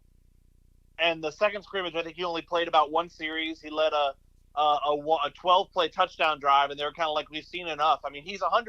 It's not an injury thing whatsoever. It's kind of just like he is what we know what he is. He's a known commodity. Mike Norvell said even seen some growth from him, which is kind of a scary thought to think he might be getting even better. But, it's really been about, kind of already looking ahead to 2024 a bit. I think being able to know what you have in Jordan allows you to give Tate Rodemaker, AJ Duffy, and the freshman Brock Glenn kind of even more reps to kind of, set up the backup competition for the fall, but also I think set up somewhat 2024. It's a luxury the Florida State coaching staff has that they definitely have not had before. Kurt Weiler of the Osceola here with us on 1010XL in Jacksonville. Kurt, you mentioned Mike Norvell, man. Here's a guy 12 months ago that, even though it probably wasn't being said, publicly, there was no doubt that there was a little bit of a hot seat brewing under Mike Norvell, and now here he is in April of 2023, coming off a 10-win season, a brand new contract extension, and one of the hottest coaches, arguably, in the country right now. Do you sense a different demeanor, anything changing in the way Mike Norvell is maybe conducting himself now compared to where he was maybe 12 months ago? I think the big thing is, he's talking candidly. He is not trying to kind of re-perpetuate like any underdog narrative that maybe Florida State had last year. I think some coaches in this situation will kind of try and downplay coming off the season, and he's not downplaying. He talks pretty candidly about, the expectations we have now. And he kind of says there are always expectations at a place like Florida State, no doubt. But I think he knows, the season just had the buzz they have this offseason. He's talked pretty candidly about, like, how the players, how the coaches, how everyone within the program have to rise and kind of elevate their games to another level now, kind of with the expectations that Florida State has. I think it's been interesting how he's kind of steered into that skid a bit, for sure. Kurt, I want to get to some of the new transfers in a moment, but let's go back to the old guard. The Jared Verses coming into year two, the Johnny Wilsons coming in to year two. I saw a highlight, I believe, of the scrimmage where Johnny Wilson just made a ridiculous catch there on the sideline. The fact that those two guys in particular, and really you could go to Fabian Lovett, you could go to a lot of different guys, the fact that they did not go pro, that they're not getting ready for the draft, and instead they're doing spring drills, getting ready for another year in Tallahassee. What are those guys going to mean to this roster here in 2023? They're going to mean a whole lot. You talked about the guys on the defensive side of the ball. Outside of Jamie Robinson, they bring back everyone in the starting lineup, and almost everyone kind of who contributed. Maybe a few others who played like reserve roles, who rotated in some, but they bring back basically everyone in the starting lineup except for Jamie. And that's a big deal for just, I think, entering year four under defensive coordinator Adam Fuller. The level of experience and confidence I think they're going to have in the system. And I think their depth, is going to be remarkable. On the defensive line, even losing a guy like Derek McClendon, who entered the transfer portal last week, as a guy who has played a lot of games at Florida State. You lose a depth piece, but just how much depth they have really across the defense is, I think, really encouraging for how they're going to be able to rotate. And Johnny, I've been impressed with Johnny this spring, and I think that play was remarkable. Yes, he's got that back shoulder play down. He makes the flashy catches. I think what's been encouraging about Johnny this spring, I wrote about it last week in one of my practice reports, he started to make the easier plays more. I think kind of a thing that Johnny built a bit of a reputation for among the Florida State fan base is he can make those ridiculous catches. You saw him in the Cheez-It Bowl. You saw him in a number of games last season. And he sometimes struggles to make the more kind of everyday catches. I've seen him make those catches, and I mean, if he can become that all-around guy, I mean, he'll be a 1,000-yard receiver for them, and I think it will be a big deal for really the whole rest of the offense, the attention he'll command play in and play out. Kurt Weiler of the Osceola here with us on 1010XL. Kurt, you mentioned McClendon entering the portal last week. Did that catch anybody over there off guard?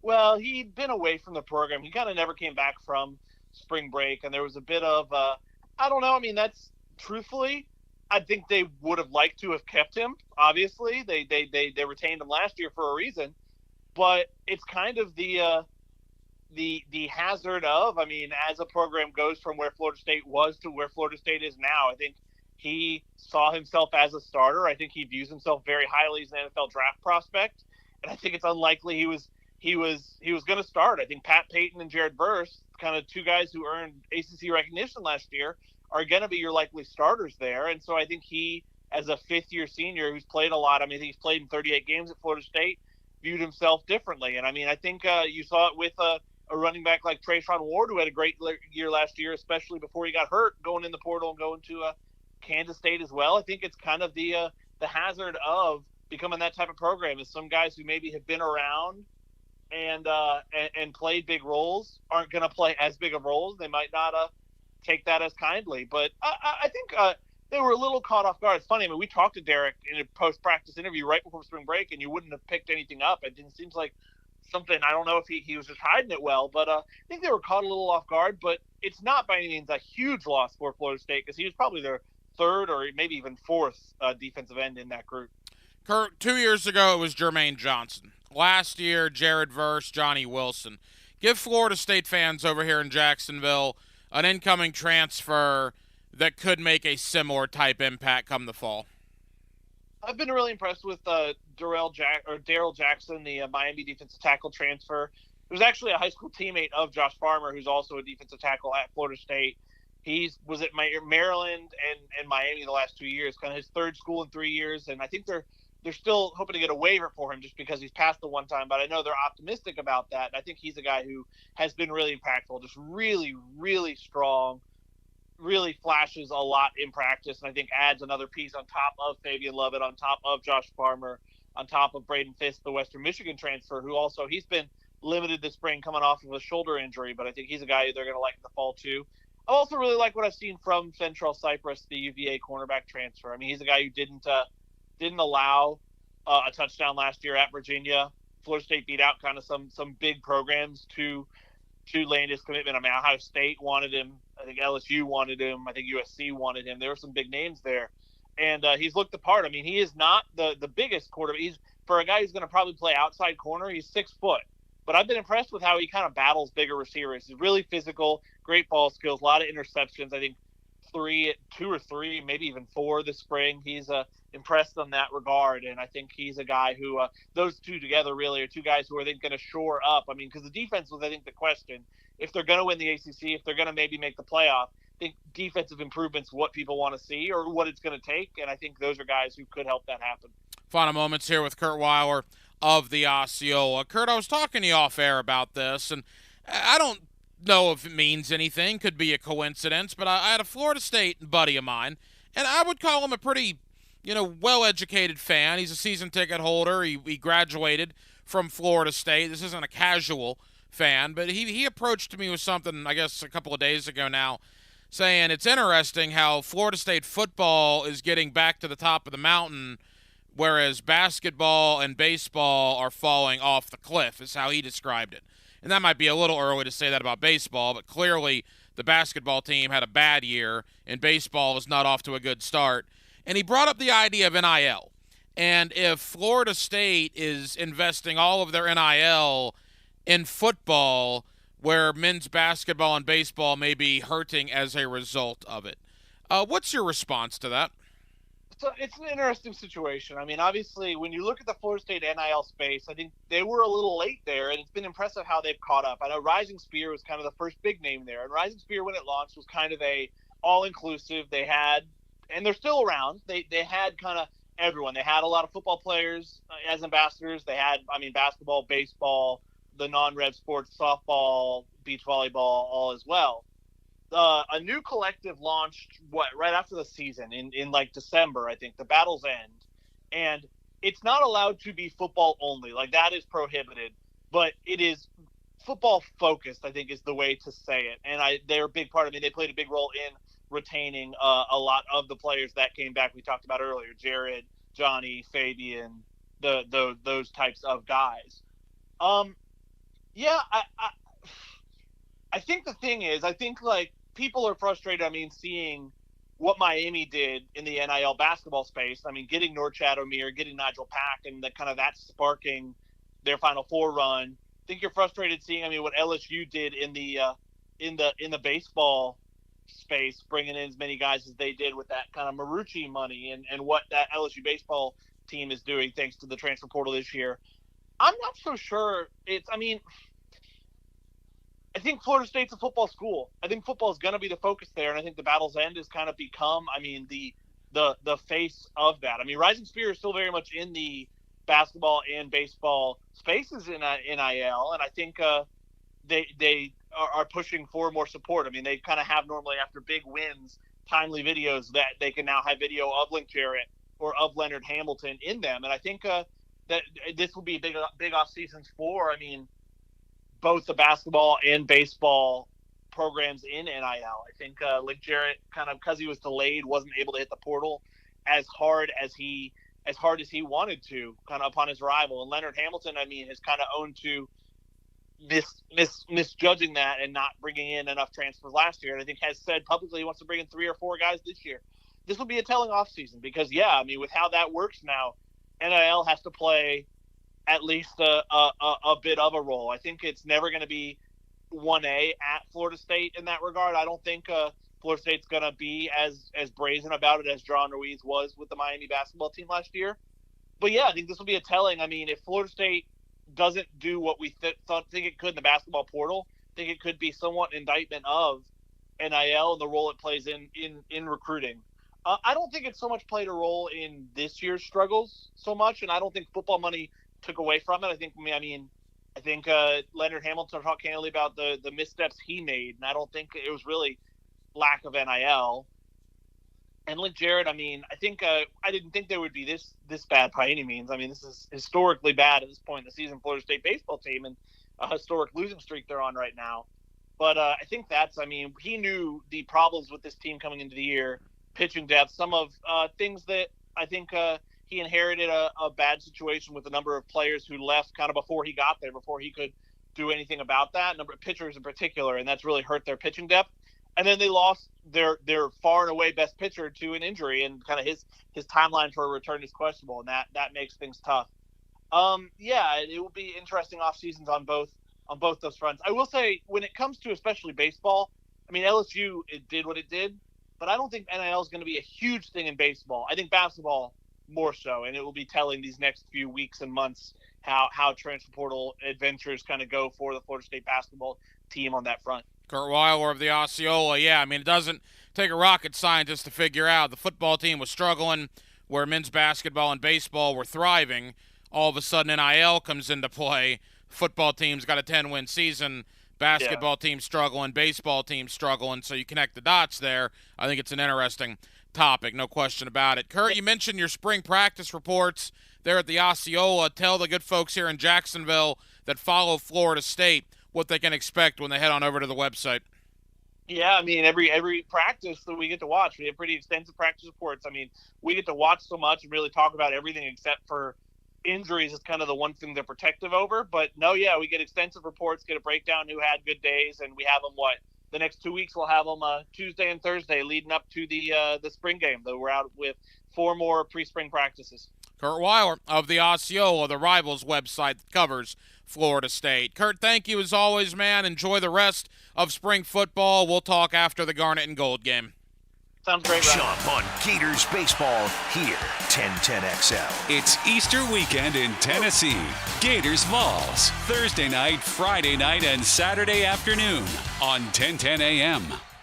Mia here. This Easter, hop on in to Arlington Toyota for Easter savings on Arlington's entire new and used selection. That's 400 new Toyotas and 400 premium pre-owned, all makes, all models. And every new and pre-owned purchase comes with 30 days to love your purchase or exchange it for one that you do. Arlington's sales department is open after church on Easter Sunday from 2 p.m. to 8 p.m. 10939 Atlantic Boulevard and online at arlingtontoyota.com. And happy Easter from everyone at Arlington Toyota. Hey Jacksonville, this is Crystal, COO with Remedy Staffing. As employers, labor trends continue to keep us guessing. Is the job market strong? And what is worker availability going to look like? Well, February's BLS job report indicated that we have a hot job market and that Jacksonville's unemployment rate is 2.5%. 1% lower than our national average. So if you're interested in Workforce Solutions and how our team can help you, please call or text me at 904-329-9802. Call the guys at Zero Res, #1 in the nation for customer satisfaction and franchise of the year. Right now, get 2 rooms of carpet cleaned and the staircase for just $148. That's a savings of $30. Zero Res, man. Spell it forward, spell it backwards. It's the right way to clean. What if you could be credit card debt-free in 10 days and save as much as $1,000 a month? Loan Pronto's all-new Express Equity Line of Credit program is just what you need. Hey, it's Prosser here. You don't have to do a full home refi. You can tap a small portion of the equity you have and enjoy a super low monthly payment. With Loan Pronto's Express Equity Credit Line, you can close in 7 to 10 days, and a $50,000 loan will only cost you around $400 a month. Use that money and pay off high-interest credit cards or do a home improvement project. You can access up to 90% of your home's equity, and 9 out of 10 homeowners won't even need an appraisal. So even if you did a total refi recently or just bought your home, you can tap the equity with this fast, easy program. Stop the madness. Say no to 24% interest fees. Call Loan Pronto today. 904-999-1508. That's 904-999-1508. Or as always, you can visit loanpronto.com. Equal housing lender, NMLS 1661781, subject to lender approval. This Date in Sports History is brought to you by Southeast Orthopedic Specialists. On April 6, 2019, Tampa Bay Lightning beat the Bruins 6-3 in the season finale for their 62nd regular season win, tying the NHL record. This 1010XL 92.5 FM hour is powered by Anajar and Levine Accident Attorneys. Call 1-800-747-FREE. That's 1-800-747-3733. Hacker After Dark on 1010XL. Glad you're with us, Hacker After Dark, 1010XL, 92.5 FM. Appreciate Kurt Weiler of the Osceola for hopping on board. Yeah, we are in the spring football season. In fact, Auburn and Vanderbilt have their spring games on Saturday. Interesting times at Auburn, right? Brand new head coach Hugh Freeze. Be very interesting to see how they look in the spring. Then Florida's orange and blue game a week from tonight. Florida State's garnet and gold game a week from Saturday. And how about this movement, if you will, that college teams, and we've talked about this a lot in the past, but it's starting to pick up some steam. College teams are now flirting again with the idea of having a legitimate opponent for spring football. It really started, I want to say Hugh Freeze said that he wished Auburn could play another team in the spring, and then all of a sudden Troy and UAB were like, absolutely, we'd love to play you, because that would be great exposure for a school like Troy or a school like UAB. So I would love that. Now, of course, the first time somebody gets hurt, well, then there's going to be real problems. But people can get hurt in regular spring games as well. I would think, and again, nothing major. Like, I don't think you're going to have Southern Cal and Ohio State playing in a spring football game. I don't think you're going to see Florida State and Georgia playing in a spring football game. But what about Florida Atlantic and Florida State, right? Florida International and Miami. UCF and Florida. You know, whether it's Georgia State and Georgia Tech, Troy and Auburn. Be great exposure for the, I hate to say smaller schools, but that's really what they are. And it gives you something to look forward to. You get to compete against somebody else. I mean, let's face it. After a month of spring football, the spring game is pretty anticlimactic. But if you do a month of spring football and then you get to compete against another uniform? I think it'd be interesting. Never say never. Who would have ever thought there'd be a 12-team playoff coming to college football? Who would have ever thought that Texas and Oklahoma would be joining the Southeastern Conference? And who would have ever thought that Southern Cal and UCLA would be heading to the Big Ten? What we know about the way college football has been for the last decades is no more. Things change, and they change very quickly, and it would not surprise me at all if we were to see actual games or competitions between two different schools being played during spring practice. But again, the Gators a week from tonight, Florida State a week from Saturday. The NFL Draft is 3 minutes from tonight. The NFL Draft 3 weeks from this evening. The Jacksonville Jaguars do own the 24th pick in round number 1. What are they going to do? Are they going to go offensive line? Do they need to go offensive line? They just signed Josh Wells. They just signed Chandler Brewer, two guys that both started 4+ games last year in the NFL. As I mentioned earlier, the Jaguars now have 8 offensive linemen that started at least 4 games last year in the NFL. That's pretty good. Corner, I think, is definitely a need, but it's a deep corner class. Deep corner class. Can you afford to wait to round number 2? And then you got defensive line. And as I said earlier, if you missed it, the Jaguars cleared another $5 million against the cap, restructuring Rayshawn Jenkins' deal. They now have $15 million available. That is the 10th most salary cap availability in the NFL. They're not taking that to opening day with them.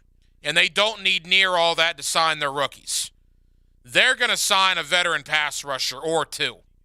And you look at the guys still on the market, whether it's Yannick Ngakoue, Frank Clark, Leonard Floyd, Melvin Ingram, Justin Houston, Jadeveon Clowney. There are a lot of veteran pass rushers that could help this football team that are available. I think minimum 1 or even 2 of those guys will be Jaguars before training camp. So what do you do at 24? Could you go tight end? Evan Ingram's back, but that's it, right? Luke Farrell's your only other tight end. Manhurts is gone. Dan Arnold's still a free agent. I think at this point, within reason, it's best available player. If on the Jaguars board, a corner is at the top of the board, take him. A tight end, take him. Offensive line, take him. Defensive line, take him. For the first time in a long time, I think the Jaguars are going to go best available at pick 24, which is, again, another sign of how much this roster has changed in a very short amount of time. Let's talk about the draft. Let's talk free agency. Let's talk the Jaguars and the AFC South with my friend Vic Carucci. You see him on SiriusXM NFL Radio. He's also a Pro Football Hall of Fame voter, and he's just an all-around good guy. I've had Vic on for years. Love the conversation.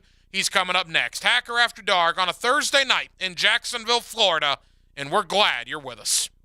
At 1010XL, we wear helmets and pads. We hit, we win. Get in the game every day. And you do that in all things. With 1010XL. On the outside, everything looks fine. But on the inside, an unseen enemy is plotting the destruction of your home. Termites can be deadly to your home unless you fight back with Southern Fumigation. 259-9811. They will service your home from inspection to completion. No contracting out your job to other companies. 259-9811. Southern Fumigation offers a free pest inspection with no obligation. That's Southern Fumigation, 259-9811. Hey, Carline here, and let's talk of getting rid of pain with QC Kinetics. Get lasting relief from joint pain without surgery or drugs. QC Kinetics has clinics in Ponte Vedra and in Mandarin on San Jose. Call 904-274-5522. They've taken it to a whole new level with new medical director, Dr. Peter Atch, a renowned triple board certified doctor with decades of experience. Look, if you're tired of living with pain in your back, hips, shoulders, knees. Don't let anyone tell you surgery is your only option. Call QC Kinetics for a free consultation. Call 904-274-5522. Learn how advanced regenerative medicine can get you real relief. Don't go under the knife. Don't deal with downtime. QC Kinetics takes the healing properties from your own body, concentrates them, and puts them into your affected joint to repair and restore the damaged tissue. QC Kinetics. Call 904-274-5522. The Guggen Open is coming. Listen to The Drill with Jeff and Dan for a chance for you and a partner to play in this year's Coastal Equipment Guggen Golf Open, April 17th at Hidden Hills Golf Club. This year's Guggen cocktail is the Duval Donkey, made with brackish vodka. Chip for your chance to win $500 towards new tires from Tire Outlet. Enjoy cigars from Tobacco Cove. Thanks to our sponsors, Edwin Watts Golf, CSS Outdoor, and the Plumbers and Pipe Fitters Union 234. Men suffering from erectile dysfunction or PE? Regardless of age or past medical history, you'll see instant results on your first visit at Prime Men's Medical Center. And for unlimited time, your consultation and first treatment are totally free. Call now 904-664-8217.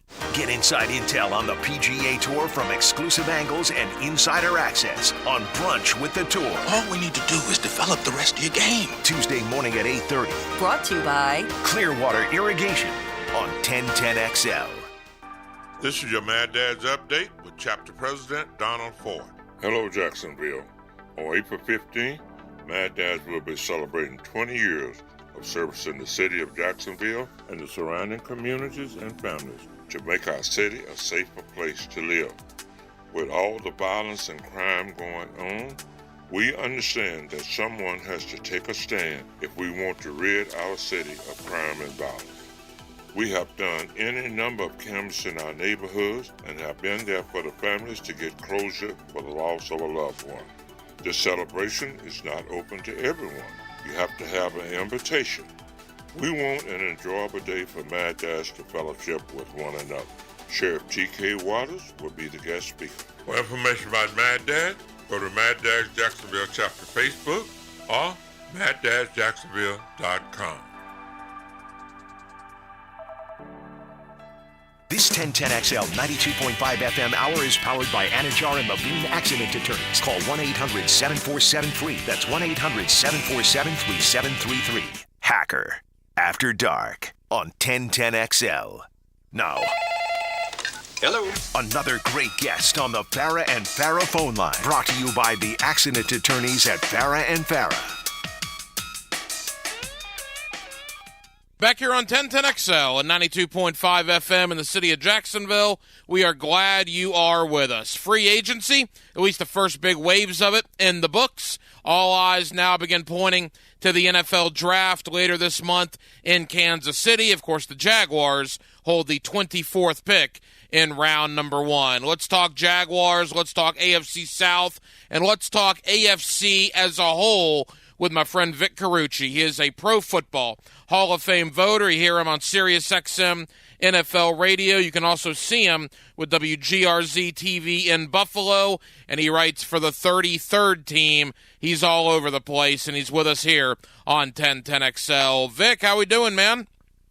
I am great, and great to be with you, Ryan, as always. Hey, Vic, thank you for the time. Let's begin here in Jacksonville, Vic. Not the craziest offseason as far as additions, certainly losing Jawan Taylor, losing Arden Key, the fan base not all that happy by that, but again, you get Calvin Ridley reinstated and you keep Evan Ingram. So as a whole, Vic, how would you summarize the Jaguar offseason to this point? Right. I would say it felt like the kind of offseason that a team that that didn't feel like it had a lot of work to do would do. And, let's face it, for the longest time, that didn't fit the Jaguars' description. I mean, they were always this team, I think, that fell into the category of, or I say always, I mean, seemingly felt like a team that had so many problems to fix year after year. Now, did they have areas to address? For sure. But the real major upheaval, if you will, was a year ago. It really wasn't this offseason. And I think if they were feeling good about what they did a year ago, as they should, then this offseason shouldn't have been like the high priority, oh, yeah, you got to get something done in a big way. I think one of the best things they did was make sure Evan Ingram stayed in the building. And when you've got Trevor Lawrence, his game blossoming as it appeared to be in 2022, and how important Ingram was to that, then I think that's key. I think losing not just Arden Key, I mentioned Juwan Taylor at tackle. If you had to say what a preference would be, probably keeping those guys would be the preference. But you're also talking about value judgments and the finances you have to worry about when it comes to certain people, and you're going to make painful decisions, and those were the two painful decisions they had to make. Vic, you do a lot of work in Buffalo, certainly WGRZ television among that, so you're very familiar with the Buffalo Bills. The comparison has been made down here. It's a little different because of the suspension, and he's been out of the game for a while. But what Stephon Diggs did for Josh Allen, could Calvin Ridley have sort of the same effect on Trevor Lawrence? When you hear that comparison, Vic, what's your reaction? I'm not sure I completely buy it, but I do understand that you've got to have a comp somewhere. And seeing Stephon Diggs step in and be what he has been to Allen certainly has a lot to do with Stephon's talent. It also has a lot to do with Josh Allen and his ability to elevate him. So my first answer to that question, even if you were referencing another receiver with some level of accomplishment, is what is Trevor Lawrence going to do to make him a better player? It's got to start with the quarterback. It's not the other way around. And I do think Ridley has that, again, skill level, is the focus there, the commitment there, going through what he went through a year ago. And again, this having him come back into the fold or be able to be available. Does he stay available, number one? And number two, how does it complement who the other receiver in that and a person that they invested in heavily a year ago, and that was Christian Kirk. And I think that investment also was showing benefits because of Trevor Lawrence. And I think anybody else, again, Ridley specifically, it's about complimenting Kirk and Kirk complimenting him, I think. Vic Carucci is a Pro Football Hall of Fame voter. You also hear him on Sirius XM NFL Radio. He's with us here on 1010XL in Jacksonville. Vic, I'm among the guilty here, the fan base, the media in Jacksonville.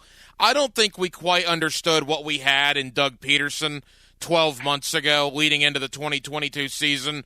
We understand what we have in Doug Peterson now. What he has done for this organization in basically 14 months on the job is nothing short of sensational. Your reaction to Peterson's work last year and your thoughts on Peterson leading the Jaguars moving forward.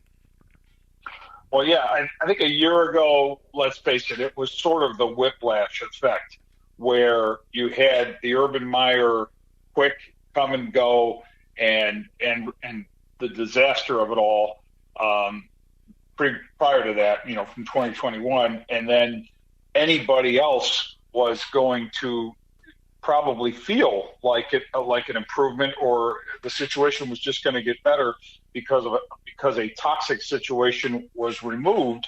But that said, I think Peterson's arrival wasn't given enough acclaim or credit necessarily because, again, it was so much of anybody but Urban Meyer sort of thought, and that wasn't fair to Doug Peterson. It wouldn't have been fair to pretty much anybody, but especially a guy who had the pelt, who had that Super Bowl championship, who has worked well with quarterbacks and has that, I think it's a foundation to what he does.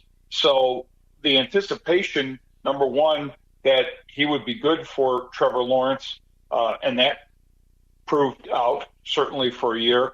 But beyond that, the greater role of a head coach, the entire team that you have to guide, and him employing an offense that I think took advantage of more than just Lawrence, saw a big picture there. And then players wanted to gravitate to somebody, wanted the energy, wanted the positivity, wanted everything that Doug Peterson was able to offer. But remember, you could say that, well, he's going to just be the opposite of the previous guy, and they're going to love it. Let's give players a lot more credit than that. They can see through phoning, and that isn't what Doug Peterson was at all, of course. But that could have happened too if it was forced too much, right? If it was, if it was just taking everything that Urban Meyer did and doing the opposite, because that would be the effect that he'd have. But he did much more than that. He gained their trust, and once you have the trust of your players, once they're not, once they look at you and believe in what you are and what you're going to do to help them put them in the best position to succeed, you're winning a big battle. A couple of more for Vic Carucci, WGRZ in Buffalo, also Sirius XM NFL Radio. Vic, since the last time you and I talked, the AFC South is drastically different. We got a brand new general manager in Tennessee with Rand Carthon, and two brand new head coaches, DeMeco Ryans in Houston, Shane Steichen with the Indianapolis Colts. Your thought on the division and all the newness here in 2023? Yeah, really. It's kind of amazing to see how much change in that division, especially when, there was a feeling that in general you had some pretty good teams there, and especially in the Colts, who would have thought it would have been that much of a revolving door there, especially after Frank Reich took over. I saw him as a staple kind of guy, as a fixture kind of guy, and they build upon that foundation. Obviously, that didn't happen, and Frank gets another opportunity in Carolina in a different conference. But it'll be interesting to see in the aftermath where this Colt team goes. The team, when you're a team that's in need of a quarterback, and you're constantly trying to figure that out, that doesn't come easily. So those are the big questions there. Even with with coordinators who have some credentials and reasons to be respected, the Texans have just been one continual whatever. I mean, it's been a dumpster fire, I guess is not an overstatement. Does that finally settle itself down and make that team look like, or that team can make itself look like it's got something going for itself? I look at the Jaguars and see great reason for respect. Tennessee with Mike Vrabel, of course, always got to respect that and respect him. But what does their quarterback situation look like? What does their offense look like? Does Derrick Henry, all those rumors and conversations about maybe him exiting, is that a precursor that it's the beginning of the end of this power offense complementing the defense and the physical nature of the kind of team that Mike Vrabel wants to build? But can you compete like that, especially if Trevor Lawrence in that offense continues to elevate and can put points up quickly and in big bunches?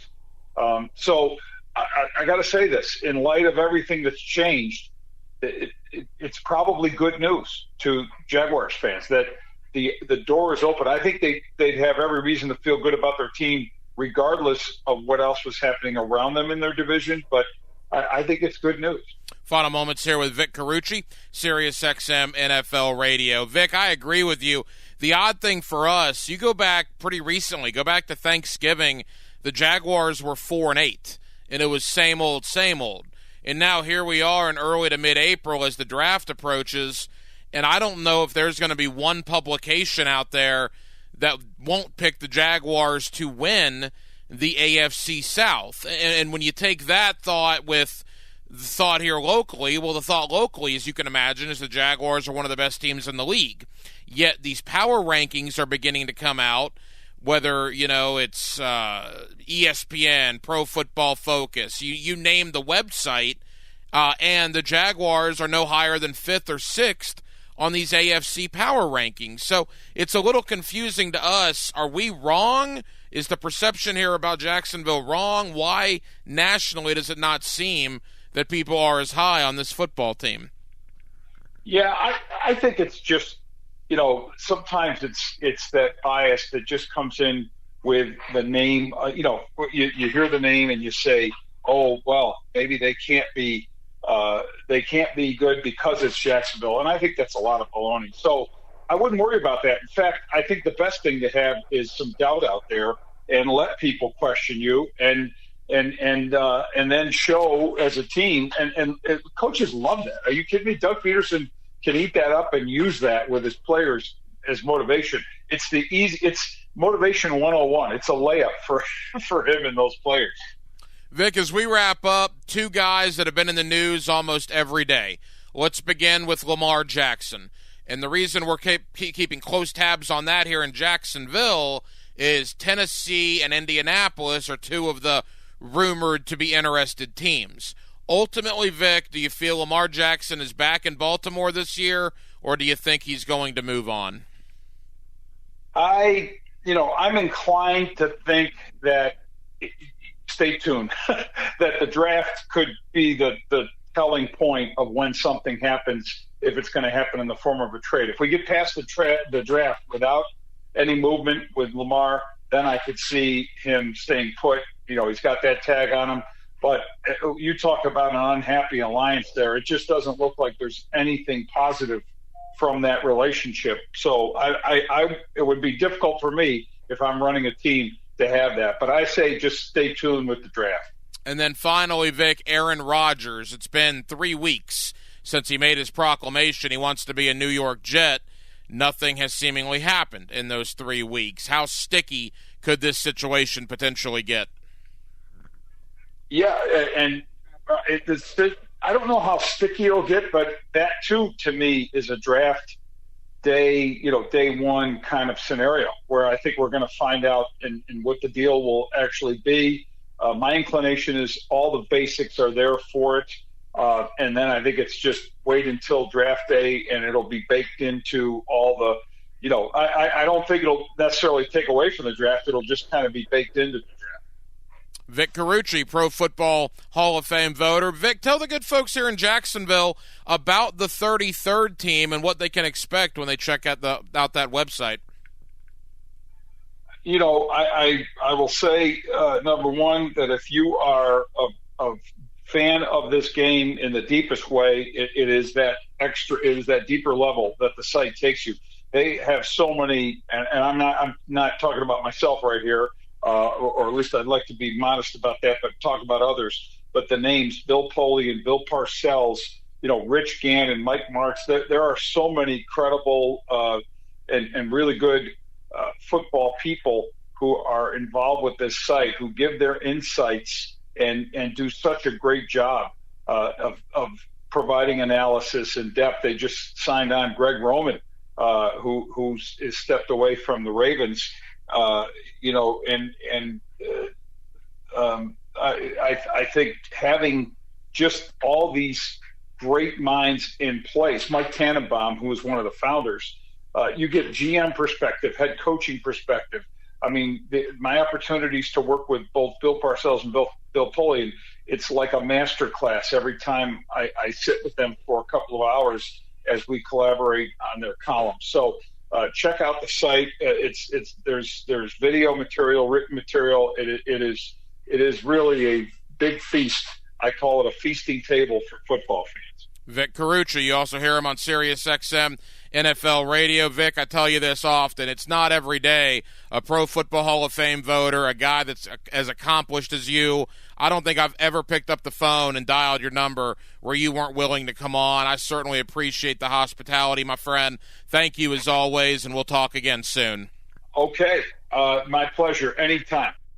And thank you to my friend Vic Carucci. You see him on, or you hear him on Sirius XM NFL Radio. He writes for the 33rd team as well. He is a Pro Football Hall of Fame voter, and he's always kind enough to join us here on Hacker After Dark. Love Vic's perspective on the National Football League and on the Jacksonville Jaguars and kind of where they stand in the American Football Conference here in the middle part of November. Again, the NFL Draft 3 weeks from tonight.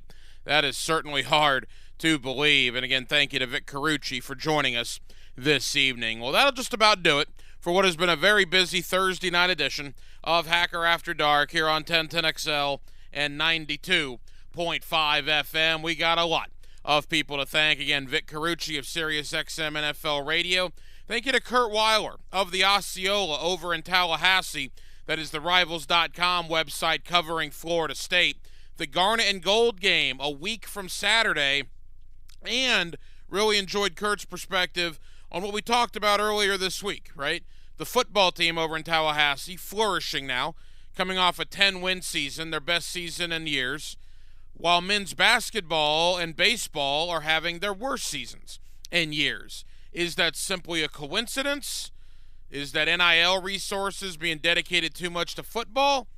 I don't know. That's for you to decide, but it is certainly interesting that football is climbing back up that mountain, where over in Tallahassee, men's basketball and baseball have plummeted down that mountain, at least in 2022 and 2023. And in hour number one, Eric Edholm, NFL.com, one of our favorite draft guys here on Hacker After Dark. We talked Anthony Richardson, we talked this quarterback class, and we certainly talked about the Jacksonville Jaguars and what they may do with the 24th pick in round number 1 3 weeks from tonight.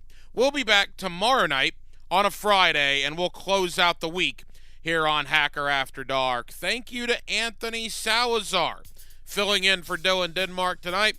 Anthony, a terrific job, my friend. Appreciate your work as always. I'm the Hacker Ryan Green. And Jacksonville, thank you for spending part of your Thursday evening with us right here on Hacker After Dark on 1010XL and 92.5 FM.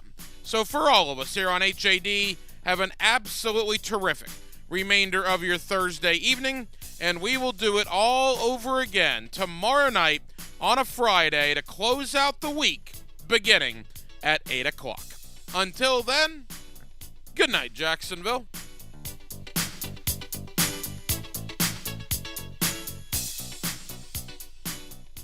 1010XL in your house. You can't keep me cooped up in here, okay? On Alexa connected devices, say, Alexa, open 1010XL Jacksonville skill. Baloo here for Smunez Vision. Why Smunez Vision? Well, I've been with Dr. Neil Smunez now since I got back to Jacksonville in 2006. 37 years of experience he has. Smunez Vision is a family organization that focuses on personal high-quality medical and surgical eye care. Dr. Catherine Smunez is fellowship trained in cornea and cataract surgery and all refractive surgery. Combined, that's 30 years plus in laser eye surgery. Visit SmunezVision.com today. Care you can see. Bet on the ball game. Get your money down. Money lines, totals, and parlays. Where cash and tickets all around. It's baseball betting season, and VSiN's 2023 MLB Betting Guide is a home run for bettors. Download your free special edition of the guide, featuring a betting preview of the Atlanta Braves and Tampa Bay Rays at 1010XL.com. That's 1010XL.com. This Date in Sports History is brought to you by Southeast Orthopedic Specialists.